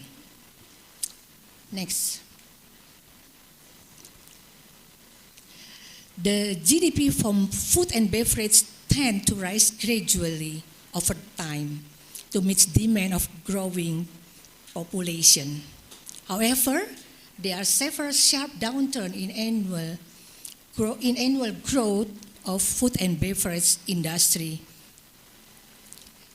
We can see here, during the COVID-19 pandemics, the restriction of health regulation has indeed a large impact on food and culinary services and fashion industries. Hence, in the year of 2020, we can see a sharp decline in the annual growth of food and beverage industry. Nevertheless, the MSEs proved to be resilient and played a crucial role in sustaining the country's economy and people's well-being. They are pivoting their operation to cope up with the crisis, such as offering takeout and delivery options. As a result, a rise in annual growth is noticeable for the year 2021 onwards. Next. Indonesian economy, social stability, steady food supply rely on the resilience and adaptability to our local micro and small enterprises. MSEs, particularly those in food industry, face two groups of challenges. The first one concerns the lack of technical knowledge and resources. For example, regarding processing, marketing, and safety management. The second one comprises limited access to technologies and equipment. Next. If those challenges could be overcome, there would be a large potential for the food industry in Indonesia to be developed widely. This is because the biodiversity in Indonesia, as we know, is the second largest in the world. This aspect leads to the availability of local sources that are sometimes specific to the area. In the map, we can see a couple of examples. We have abundant exotic tropical fruit, palm, coconut, spices, as well as staple crops like cassava, and also we have sago in Papua. Various regions contribute to poultry and cattle farming. We are also blessed with vast marine resources and fisheries. As the population continues to grow, utilizing these diverse resources become crucial for achieving national food sovereignty. Next. For this matter, the Directorate of Food, Marine Products and Fisheries Industry in Indonesia has identified several priorities to ensure the nation's economy and food security. It is including staple food for meeting the dietary needs of the Indonesian population, and the animal feed industry for supporting livestock, poultry and fish farming, refreshing food for value addition and export opportunity, oleo food industry for supporting food processing sectors. Next. To achieve national food sovereignty and address future global challenges, a synergy of all stakeholders is very important. All stakeholders, including government, universities, research institute, industry, and MSE, must build a network and collaborate among themselves intensively, as shown in this Technopark scheme. Next. To support government efforts in maintaining food security and economic stability, we, as one of the stakeholders, can contribute to research activities and community services. The first point concerned with the exploration of local food materials such as palm oil, coconut, cocoa, milk, cassava, sago, etc. Furthermore, each material, new processes needed to be developed to maximize the yield, eventually to introduce new food products with added value. This one also decreases the needs for import. Next. Those research efforts could be implemented through community services, empowering the local micro and small enterprises. As we can see here, what can be done actually to support the local and micro and small enterprises. First, training and capacity building programs can be given, for example, to improve efficiency, manage safety, facilitate innovation, enable access to a wider market. Then, access to affordable and sustainable technologies, for example, to reduce waste and enhance energy efficiency. Expectantly, MSE would significantly help reducing food loss and waste, promoting a sustainable food production. Next. Many community service activities involving MSEs has been done. In the next slide, we can see some implementation which can be classified into 4 categories as seen here, with a couple of examples of each category. The implementation is mainly transfer of technology or research product to them. Next. Calcium soap is one of the result of the research. The aim is to reduce the amount of imported milk by increasing the quality and productivity of dairy cattle. To achieve that, palm fatty acid distillate, which is a side product of crude palm oil refinery and available abundantly in Indonesia, is reacted with calcium. This process and everything has been patented and on the process to be commercialized. Next. Next is fermented cassava flour, a gluten-free product. The aim is to diversify food products to reduce the demand for imported wheat flour. Next.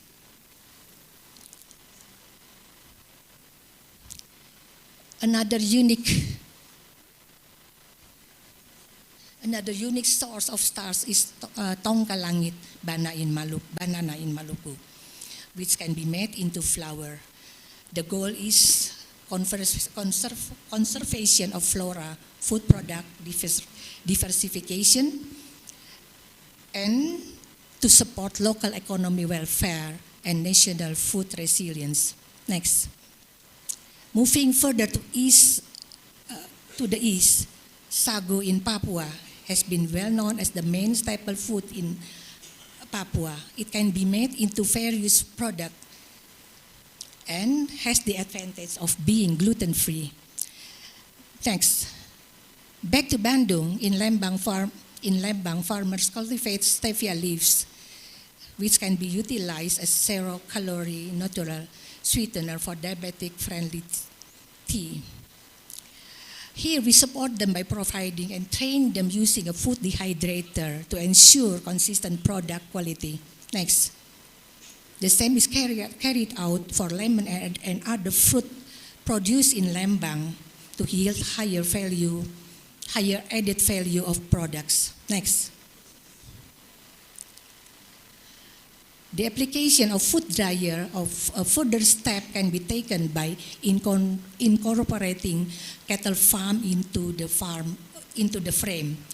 The unpleasant manure is transformed into biogas that acts as energy source for the dryer, whereas the domestic wastes are made into fertilizer and animal feed, namely maggot.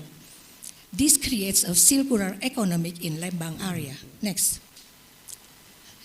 The success story is continued to entity Nusa Tenggara Timur. Here, the shelf life of tropical fruit can be prolonged by using the food dehydrator or food dryer.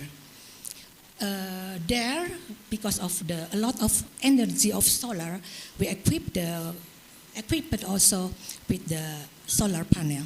Next. Other than fruit drying, we also took action in coconut processing in NTT. Next.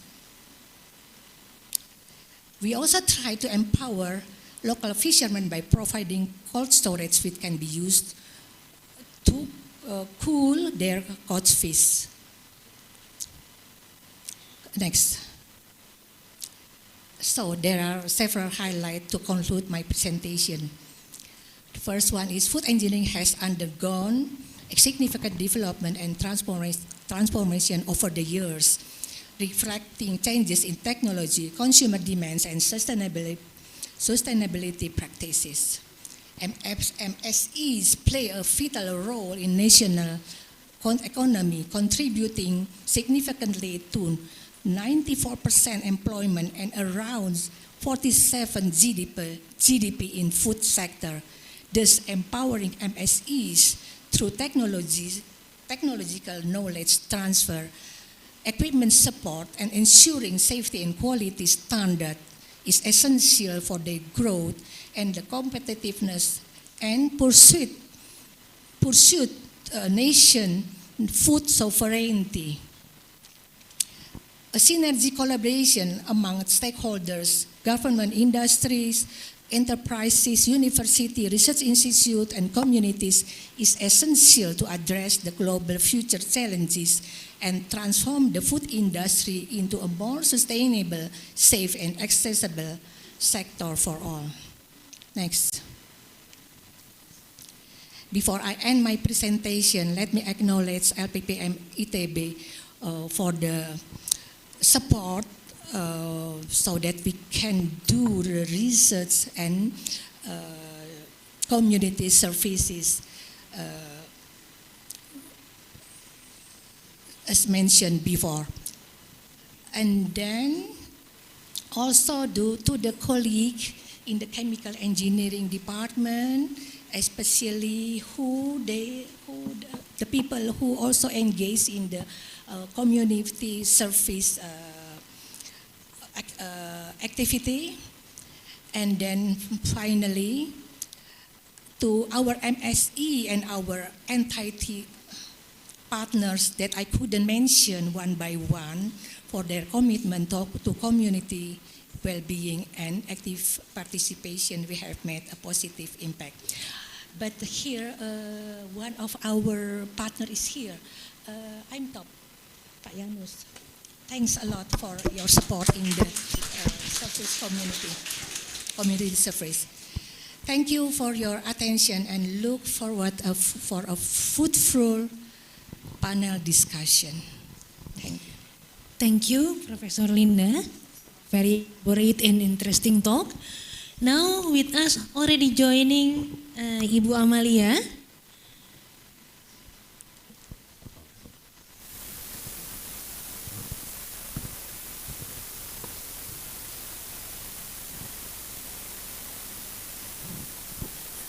Okay.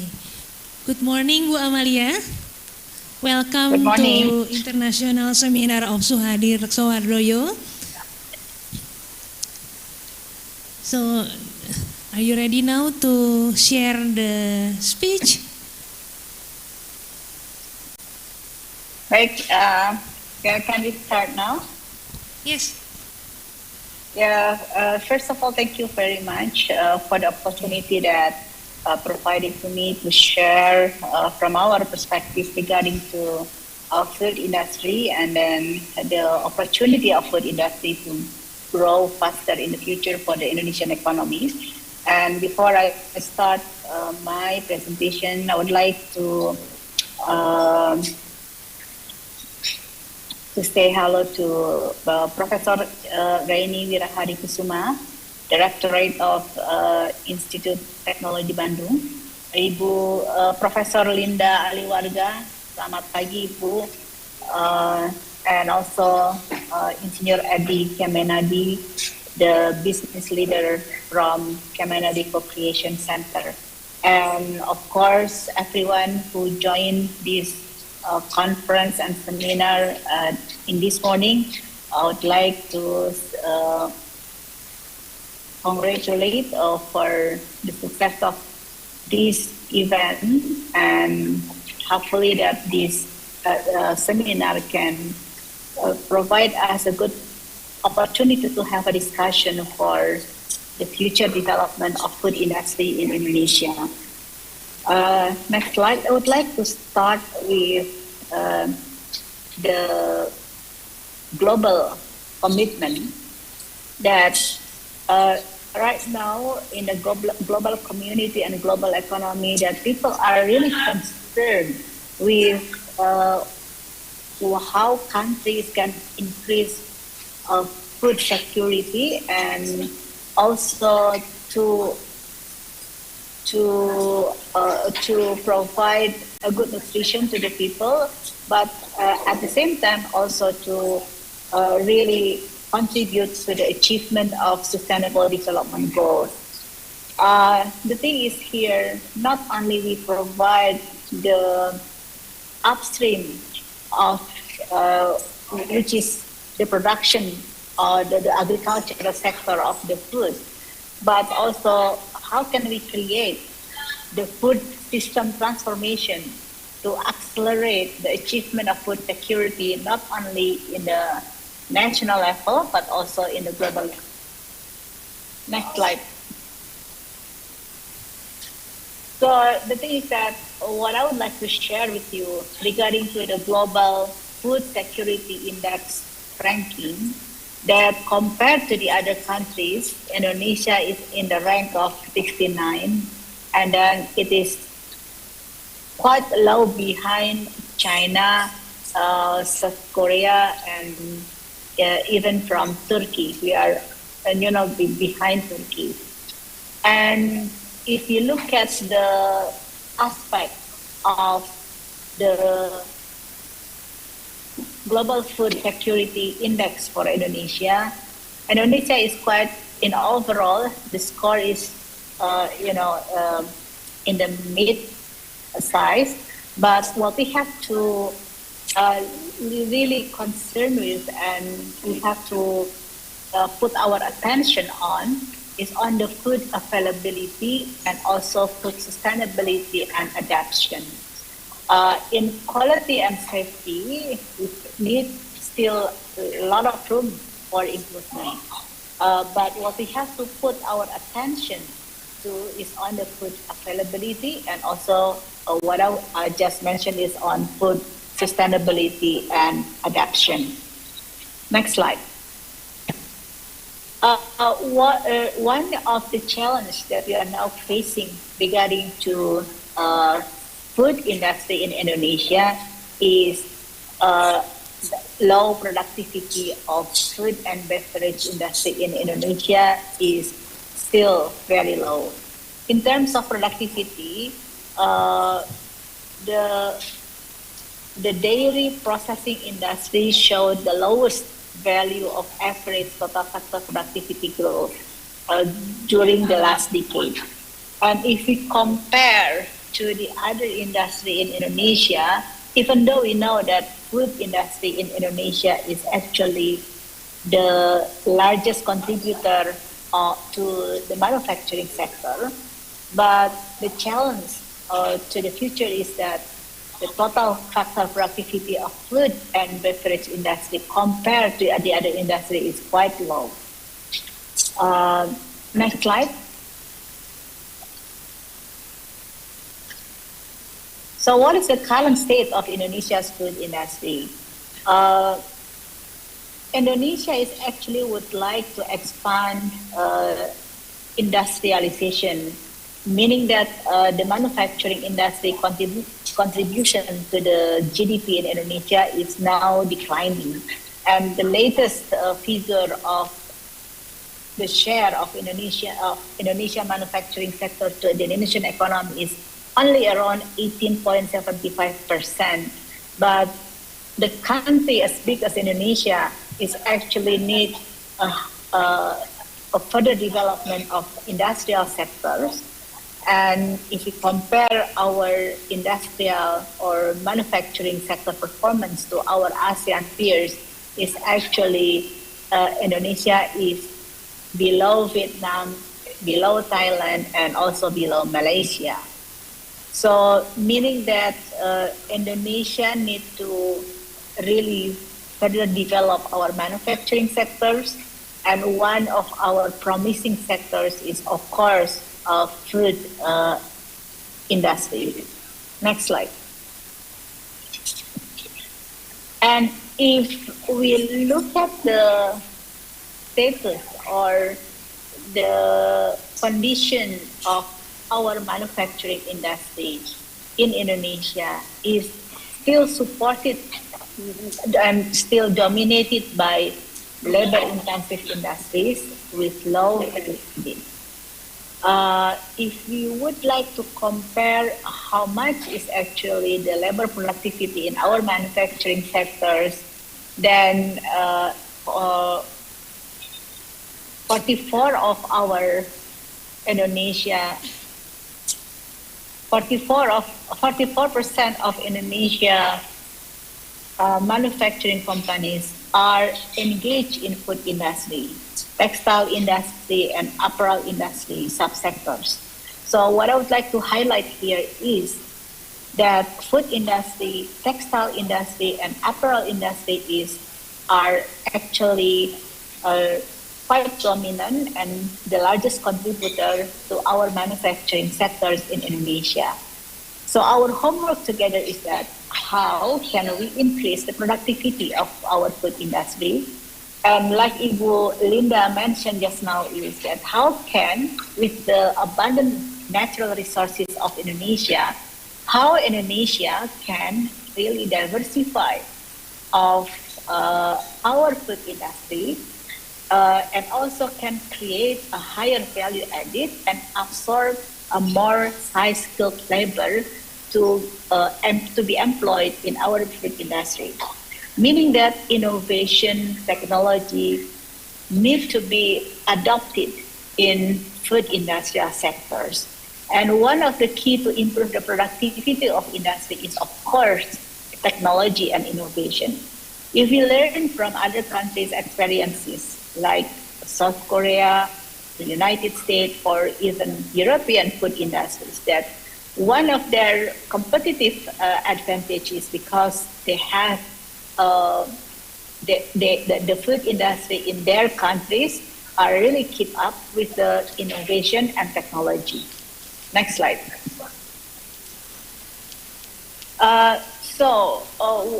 Before I come into the food industry specific presentation, this slide is actually again to emphasize the importance of a strong industrial structure in a country to be able to support a high economic growth. For your information, in the next 20 years, Indonesia needs at the minimum of 6% economic growth in order to be able to achieve the vision of Indonesia 2045.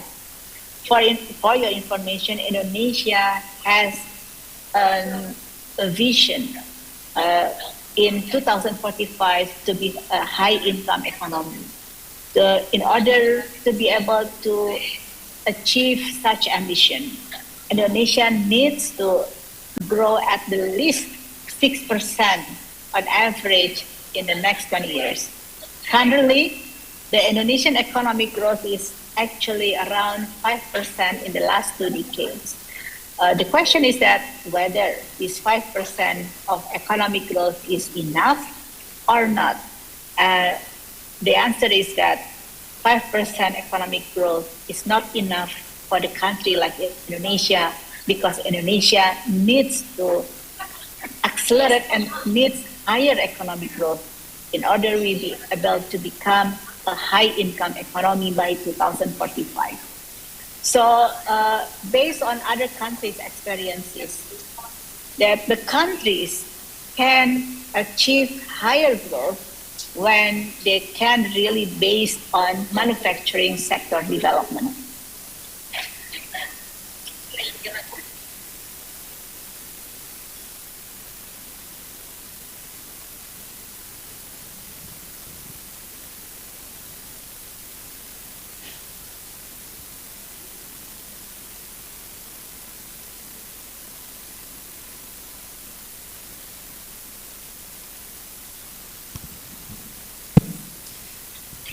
Maaf, tadi saya ke mute. So again, I would like to emphasize that the countries that have a strong industrial structure actually tend to have a higher economic growth, and this is proven, and this is based on other countries' experiences in the past. So if Indonesia would like to achieve higher economic growth, then we have to really develop our industrial sectors, our manufacturing sectors. South Korea and Singapore, we can see that they still have a higher share of industry to the GDP, to the economy. And meanwhile, in Indonesia, there is an indication that we are experiencing early deindustrialization. So we don't want to continue this condition. We would like to really flip up the condition of Indonesian manufacturing sectors. So meaning that Indonesia needs together, not only from the government but also together with private sectors and academicians. Let's do it together to really develop our industrial sectors, and one of the promising sectors in our manufacturing sectors is food industry. If I continue to the next slide, so what is actually the condition of the food and beverage industry in Indonesia? For your information, food and beverage industry in our structure of Indonesian economy, that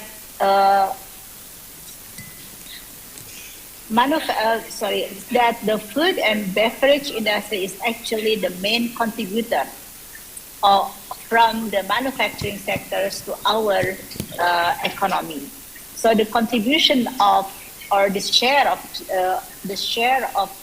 food and beverage industry to our GDP or to our economy is around 6.6%. And this is quite high compared to the other manufacturing sectors. For example, chemical and pharmaceutical industries only contribute to our GDP as much as 1.78%. But the thing is that if we look at the graph on the left side of this slide, the growth of food and beverage industry currently is only around 3%. So 3% is not that high compared to the other industries. For example, basic metal industry now is growing more than 10% due to the downstreaming the downstreaming policies, where we really, create the value added in our economy, not just selling ores or nickel ores, but we really put our downstreaming industry in our country. And this is actually captured and recorded in the data that The downstreaming policy can really increase the growth of basic metal industries more than 10% now. Now, if you look at the food and beverage industries, the growth of food and beverage industry is only 3%, which is quite low. Then we need to have extra effort to accelerate the growth of food industry in Indonesia. Why it is important, I would like to tell you later on. Next slide. So, the number of labor, why food and beverage industry is very important to our economy, because currently the number of labor working in food industry is now increasing. And food industry is actually one of the labor-intensive industry and create jobs to our people, and can also help reduce poverty because they can provide good jobs to our people. And about 810,000 people working in the food and beverage industry sectors, or it contributes to around 2.12% of the total labor force in our manufacturing sectors. And if you look at the graph on the right side, and the number of people working on the food industry is increasing compared to the last year, to the previous years. Next slide. So in the future, the global food and beverage industry market is projected to continue growing because of the increase in world population. But not only the promising or a good prospect of food industry is not only for the domestic markets, because Indonesia is also projected to growing. The population will reach more than 300 million by 2045. But again, the world population will be increasing, especially for the Middle East region and also for African region, and there is a very prospective market for the future of food industry. So food and beverage industry is predicted to grow faster, and post-COVID-19 pandemic, the trend of healthy food and beverages is also increasing. People are now tending to find healthy and natural food, plant-based food, and also the transparency of supply chain, sustainability, and also people are really looking at the functional food. So meaning that the food industry in the future needs to be able to answer the people needs in the future, healthy, plant-based, sustainability, and also the transparency of the origin and the supply chain. Next slide. So why Indonesia is really actually very potential to support the development of food industry, because as we know that Indonesia is actually have a lot of and abundant natural resources, not only from the land but also from the ocean. And Indonesia also is a good market for food industry in the future. And Indonesia has a lot of potential to create global brand. So meaning that food industry is not only producing food, but how can really create a global brand that acknowledged in the global market. Meaning that R&D is very much needed. Innovation is also very much needed. And we know that we already have many global brands from our food industry, such as Indomie. Indomie factory is already been in Nigeria and also in Middle East.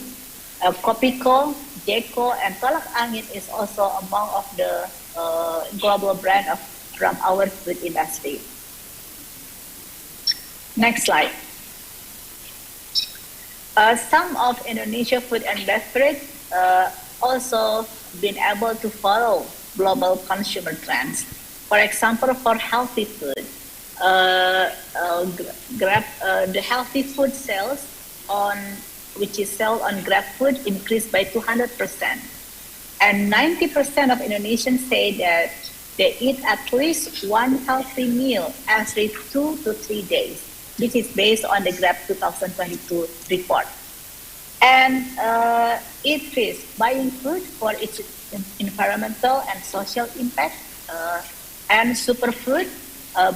This is with specific calorie, protein, fat content is also consideration of this product. And also, for example, Indomie is, they influence and they utilize digital technology to follow trends in Korea, China, and Japan. And also Belvita, for example, buying food that can be carried with flexible. So this is examples of the product from Indonesian food industries that follow the global trend from the consumers. Next slide. The other potentials of our food industry is halal products. Indonesia also has a great opportunity to increase our contribution on the halal products, not only for Indonesian market, because dominantly Indonesia is a Muslim country, but also there is a lot of potential that Indonesia can expand to halal global market, and we can actually very much potential to increase our exports in halal products, especially to OIC countries. Next slide. So the attempts to prepare halal industry infrastructures is continued to carried out by the government. We already have a master plan for halal industry, and this master plan just launched a month ago in ISEF. ISEF is the Islamic Economic Conference, and then this master plan can be our also reference together to develop our halal industry, especially halal food products. So Indonesia can really, be one of the global market players for the halal product. Next slide. Next. This is what I would like to mention here, that I don't want to repeat what is Indonesian Vision 2045, because we already been disseminated quite a lot regarding to the vision of Indonesia 2045. What I would like to highlight at this seminar, that under the agenda of economic transformation, industrialization will be the main driver to transform the Indonesian economy, because industry is actually the key or the engine to improve the Indonesian productivity. When Indonesia needs to transform our economy, then the key message is that we need to improve productivity. How to improve productivity? One is by industrialization. Secondly, by inducing research and innovation. But what we would like to emphasize here, that research and innovation have to be able to commercialize by the industries. So we have to link between research and innovation to our industries. And we have to encourage industries to adopt new technology and new innovation to be able for our industry to be more competitive and more diversified. And secondly, the previous slide. Secondly, that Indonesia also needs to provide a good talent. So this is the roles of the university, that to be able to match and to produce talents that will be able to supply to the industry that will be developed in the future. So what I would like to highlight again here, that the supply of the talent have to be able to link and match with the need of the industry's development in the future. Next. So with the goal of Indonesia 2045 under our industrialization, that in 2045 Indonesia would like to be manufacturing the world, and the share of our manufacturing industry to our GDP is targeted to achieve 28% in 2045, but in around 2035 we are really aspiring to increase the share of our industries to the economy to be able to achieve around 30% share to the GDP. Next. So this is the stages toward Golden Indonesia 2045. This is the stages of the industrialization. This is how Indonesia, how can we industrialize Indonesia with these following stages. So first stage is to strengthen industrialization ecosystem by increasing industrial complexity. And secondly is that increase complexity of industrial products. And the third stage is to strengthen industrial competitiveness towards global expansion. And the last stage, when we are achieving the Golden Indonesia, we would like Indonesia be manufacturing the world. Next. So when we are looking at the prospect of our food industry, by having abundant natural resources like Ibu Linda mentioned, that we can really create food products from our palm tree. We have actually abundant resources in palm tree, so meaning that we can really provide a lot of and a long value chains, many products from these palm oil sectors, and we need to really encourage and can really support the development of the complexity and the variety and also the diversity of the products that can be created from our palm oil sectors. Next. And previously, before that, this is actually the value creation that can be created while we are really putting the downstreaming activities from our palm oil.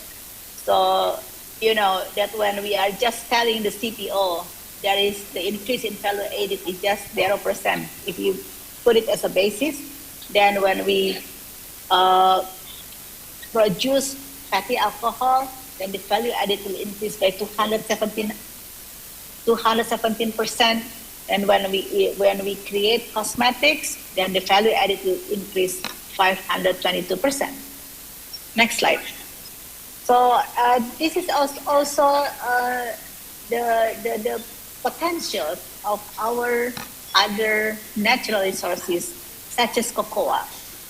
So MCT is now on the trend because MCT in the global market is quite expensive and it is demanded by the global consumers. And this is also one of the potentials that Indonesia can produce, because MCT is now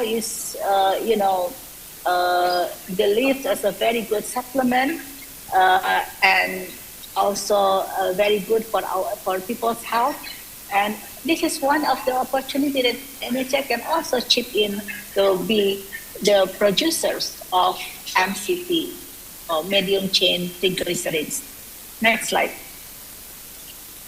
So again, what I would like to highlight here that food industry is very prospective for the Indonesian economy, but the issues that we have to tackle in the future is about food safety, innovation, transparency, traceability, and also create a higher value added in our value chain of food industry. Next slide. Next, and one thing that I would like to share with you is regarding to how other countries can be the major global food exporters, and they are actually very innovative and develop a very good food production innovation ecosystem. In Netherlands, they have Food Valley. Food Valley is actually it is a kind of collaboration, an ecosystem of companies and organizations that can share the same mission in the field of food system innovation. And Food Valley is actually a platform and a location, an area to provide a very support for innovation in food. So what is the success of Food Valley? They shared facilities, so meaning that they can produce the food with a more efficient. Talent are concentrated here, and also there is global connection to expand to the international market and seek international cooperation, so they can engage with the global value chain. So the Food Valley is not only serving the domestic market, but also they are serving the global market, and they connect it to the global value chain. And one more thing, why Food Valley is success, because Food Valley is also a data-driven, dedicated platform. So they are actually the area that also supported by data and a good data and information system, and they can really equip the researchers and also the companies located in Food Valley who can be able to utilize data and also information that is actually provided to improve their knowledge and improve their research and development.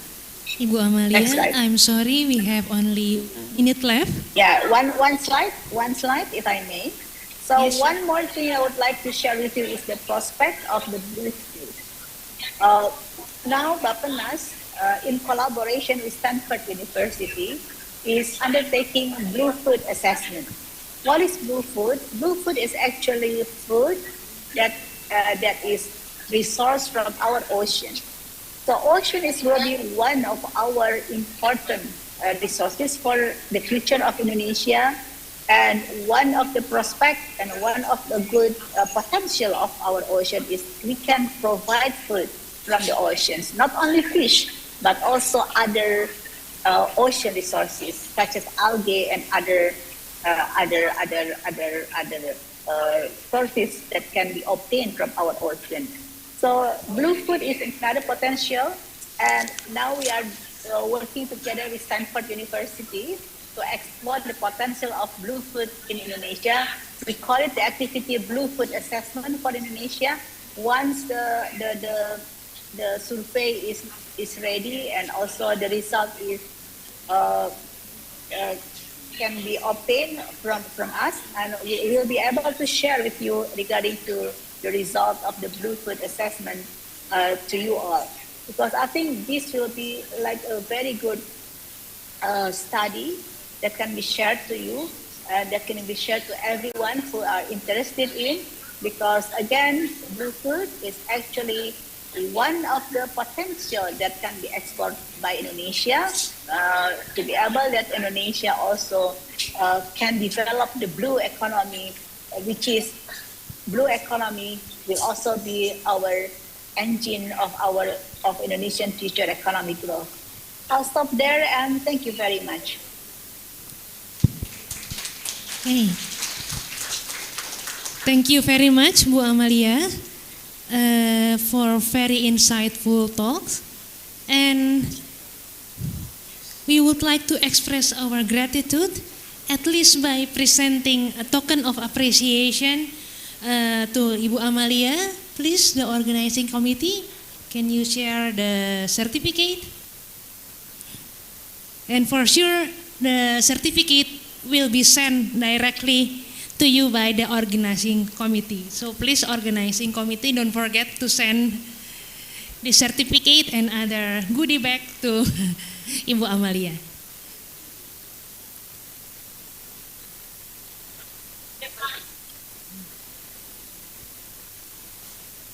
Okay, so this is the list that we can share. Once again, thank you for the insightful talks.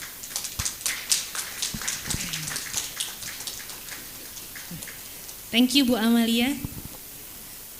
And now we'll be back for the live session for the question and answer.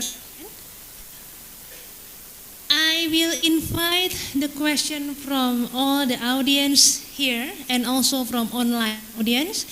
Maybe we can start with the audience in the room. I'll invite for the first 3 questions, and please also state to whom the question will be addressed. And Bu Amalia, we're sorry that Bu Amalia will not be able to address the question. 1, 2, 3. 3 questions first, please. 1, we have 1. Is there other from the room? Okay, we can start with the first question.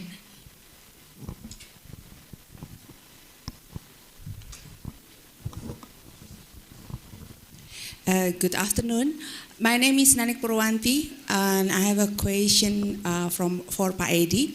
I'm from Agricultural Engineering and Technology Faculty, IPB, Pak Edi. I have questions regarding this product. It's very interesting because one thing that's very unique about this product is that there is no sediment whatsoever that I observed since I took this product until now. And here it's mentioned that there is no added preservatives, but I'm not sure if there are any hidden ingredients in it. But did this product develop based on the process that can that makes sure that the colloids is stable, or do you have any hidden ingredients here that you don't mention on the label? Thank you very much. Okay, thank you, Bu Rani. Maybe another question from the floor? While waiting, we can go directly to Pak Edi. So please, Pak Edi. Ani Purwanti, thank you very much for the question. Yes, it took me almost 8 months to stabilize this product. Yeah, actually, this product is developed by a tutor from FEB. They got the money from the Kedereka projects, and they come to me, Pak Edi, can we make it commercialized? I take a look at the formulation. Oops, my God, it's not stable. Yeah, and then what I can do as a chemical engineering, I take a look of the size of particles. As you know, I still learning about colloid at the time. Yeah, so what I can do? So there's no emulsifier inside. There's no stabilizer inside. Yeah, only the blend technology can help. The first day I make a mistake, still not stable. Yeah, starting in the October last year. Yeah. Until I got it in December on the stability test at ambient, and then we found that the way to add the fat to the sugar is the key role. Yeah, it's like colloid. Yeah, if too much water in it, so the bending is very weak. So with less water, we blend it first and we screen first, and then we got the stabilized colloid inside, and then put the water slowly until we got the taste we want. No, it's a secret. Yeah, because this is the issue for me. All the tutor get the patent must by the university to get the cum. For us, as industrial, better to keep quiet until we got the machine, because it's made still in the pilot plant at the moment. When we move to the real plant, different ball game again. Yeah, for me, I need to take a look the rheology of the plant. So how can we make the stabilized colloid in the beginning? Yeah, so the fat and sugar, and then sugar, palm sugar, I'm using the Simplicia. What Simplicia is about the real stuff, we dry it only by hot air. So by nature, yeah, you talk about secret ingredient, it's there actually, the emulsifier by the nature, like a coconut, everything is there. So we don't add anything, but if you can preserve the Simplicia well, So the emulsification capacity is there, but not too many water inside. They are a bit shocked with too much water. Yeah, and then after we got the good colloid, we put the water slowly, and we got it. This is the secret of the chemical engineering. Thank you. Nobody knows in IPB now. Only me can do it. Yeah, thank you. Thank you, Pak Edi. Is it okay? Okay. Another question maybe from the floor? Or maybe from online? Organizing community, please check as well. Okay, Bu Dianika.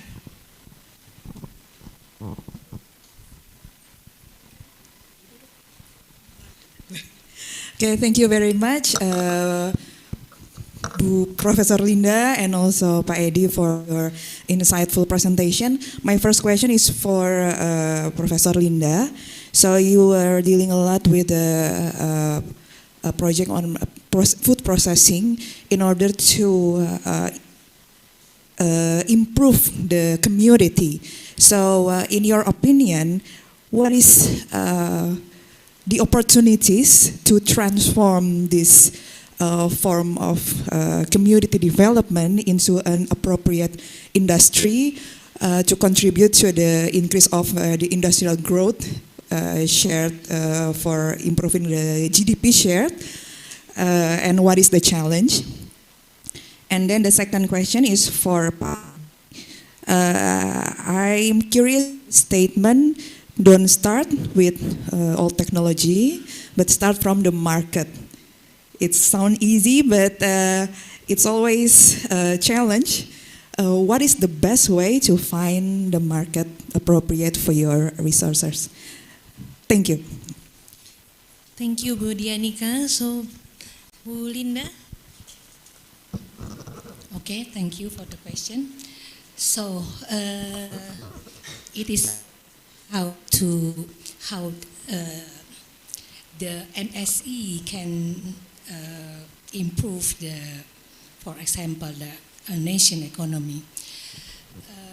Actually, as mentioned before, that Indonesia is have the second largest biodiversity, and it is sometimes specific to the area.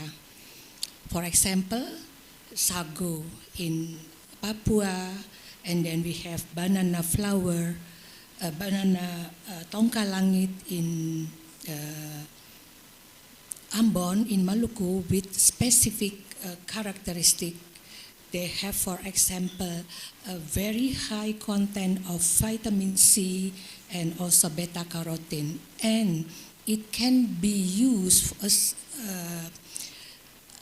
the flour to, for example, substitute the imported flour with the specific characteristic, and how with the community service we can help or doing something to support the nation economy by exploring all these resource that is sometimes specific to the area. The community there can make us new food products. For example, from tongka langit banana, they can use the skin of the banana to make flour, and this flour has a very good characteristic as the mixture in the bread. And if with this community service, we can transfer the technology so that actually the technology sometimes is not very complicated, just drying and then grinding, then we can have the product then that can be sell in the market quite good. So by empowering the farmer, by giving them the knowledge how to process the raw materials from the local resource, they can produce a new food. Yeah, for example, that and lemon, for example, in Lembang can be dried and then they can sell it for the local market, and then after that they can sell it also in the wider market in the other city. Yeah, I mean, with this MSE, actually, they play a very important role to support the nation economy. Okay, maybe that's the answer. Okay, thank you. Pak Edi. Ya, Ibu, I mentioned before in my presentation talk about insight. Yeah, insight is from the sense of. I still remember the name of the transport phenomena in chemical engineering. I still remember the name. Yeah, we changed it to become sense of phenomena. Yeah, so you need to have a sense. Yeah, how to get the sense is by having a thing. Yeah, thing, and so not only thing by itself, but in the community. What I mean to get the sense of phenomena, you need to be with the consumer. Yeah, you need to be in the certain people, communities that you need to be target. Yeah, issue. So if you be there in our in Unilever, I send my people for 6 months living with the consumer, living there. Yeah, the thing about what else Reco will be, the taste, the trend, the usage. After that, we know Reco not only for making soup, but also can goreng tempe, can also making the kerupuk. Yeah, because they use it for other application. Yeah, and then with that we talk about how to get this sense become the insight. What insight? What they need, not what they want. Yeah, needs is the daily usage.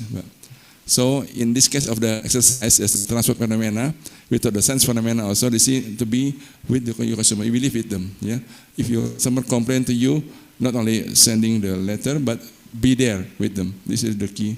Yeah, this is my answer to your question. Thank you. Thank you very much, Bu Linda and Pak Edi. Okay, we still have 5 minutes for question and answer session. Maybe 1 or 2 more questions from the floor. And also from the Zoom, maybe. Organizer, could you please check if there is some question in the Zoom? Okay, we have one.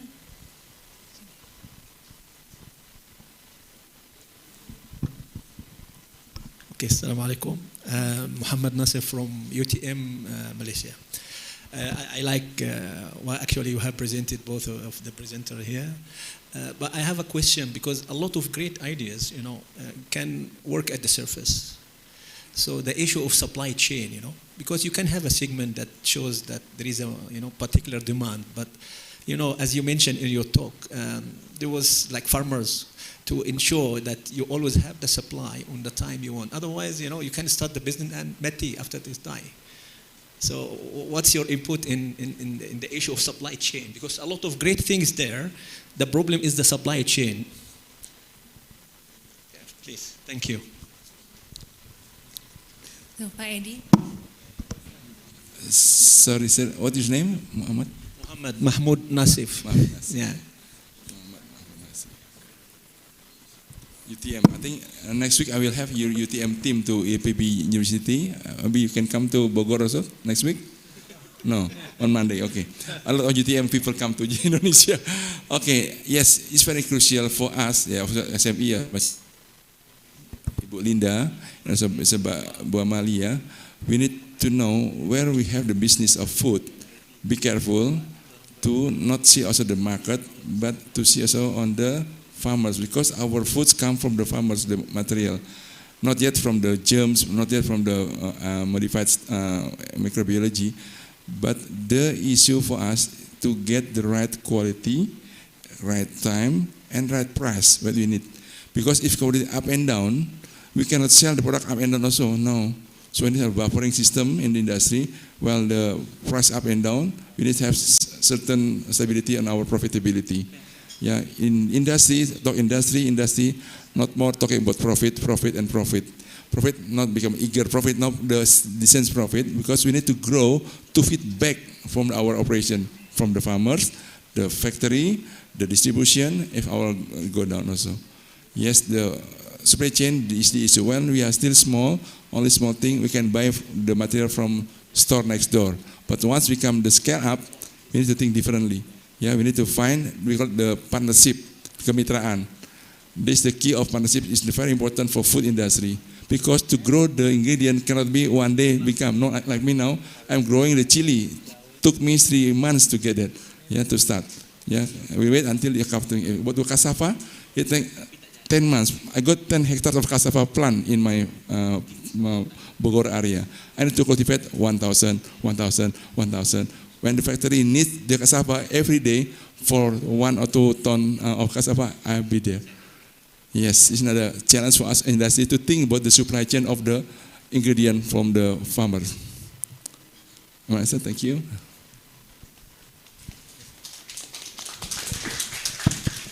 We have 1 minute left, maybe one more question from the floor.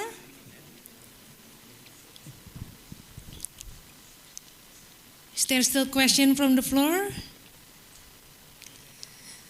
Okay, if not, then I would like to resume our session here. Yeah, from Bu Amalia, we are welcoming Indonesia 2045. We need to develop our manufacturing industry, and in particular, we need to develop our food industry by innovation, among others, and also providing the right talent to support the growth of industry. And from Pak Edi,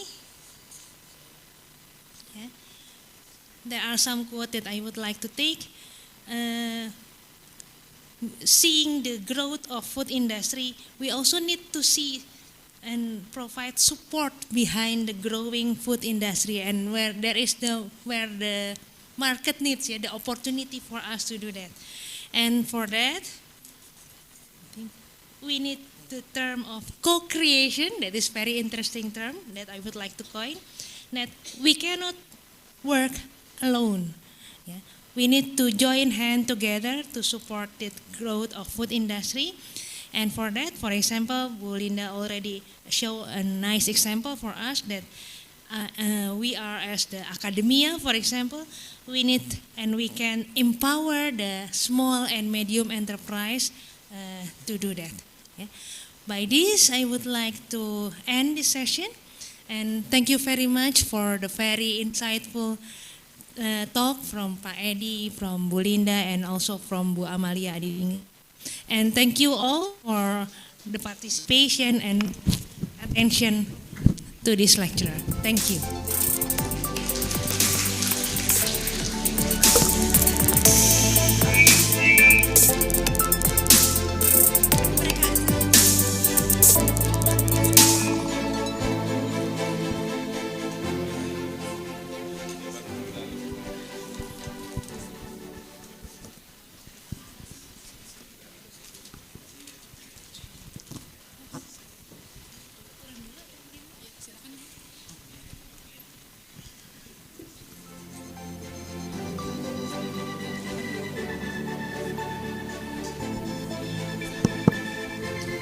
Okay, so thank you, Professor Prania, for moderating the plenary session.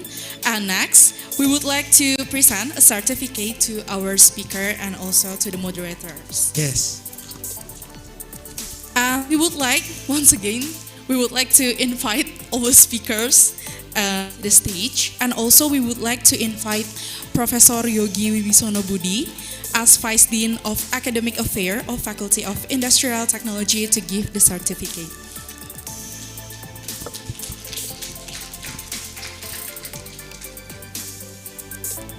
And once again, we would like to invite all the speakers and also the moderator to the stage.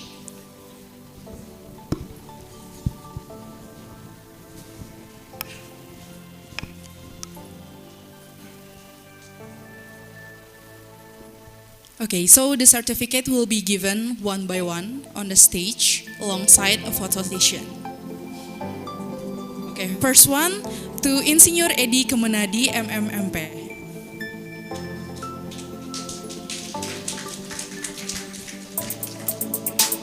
Okay, so let us take a documentation in 3, 2, 1. Okay. Thank you to Insinyur Edi Kemenadi, MMMP, for the insightful materials you have presented.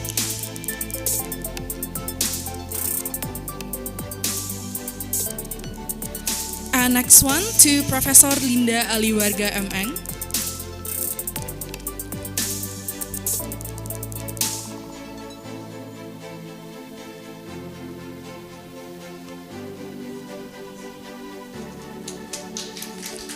Okay, let us take the documentation in 3, 2, 1. Okay, once again. 3, 2, 1. Okay, once again, thank you to Professor Linda Aliwarga MN for the materials you have presented. And lastly, to our moderator, Professor Made Triari Penia Kresnawati, PhD.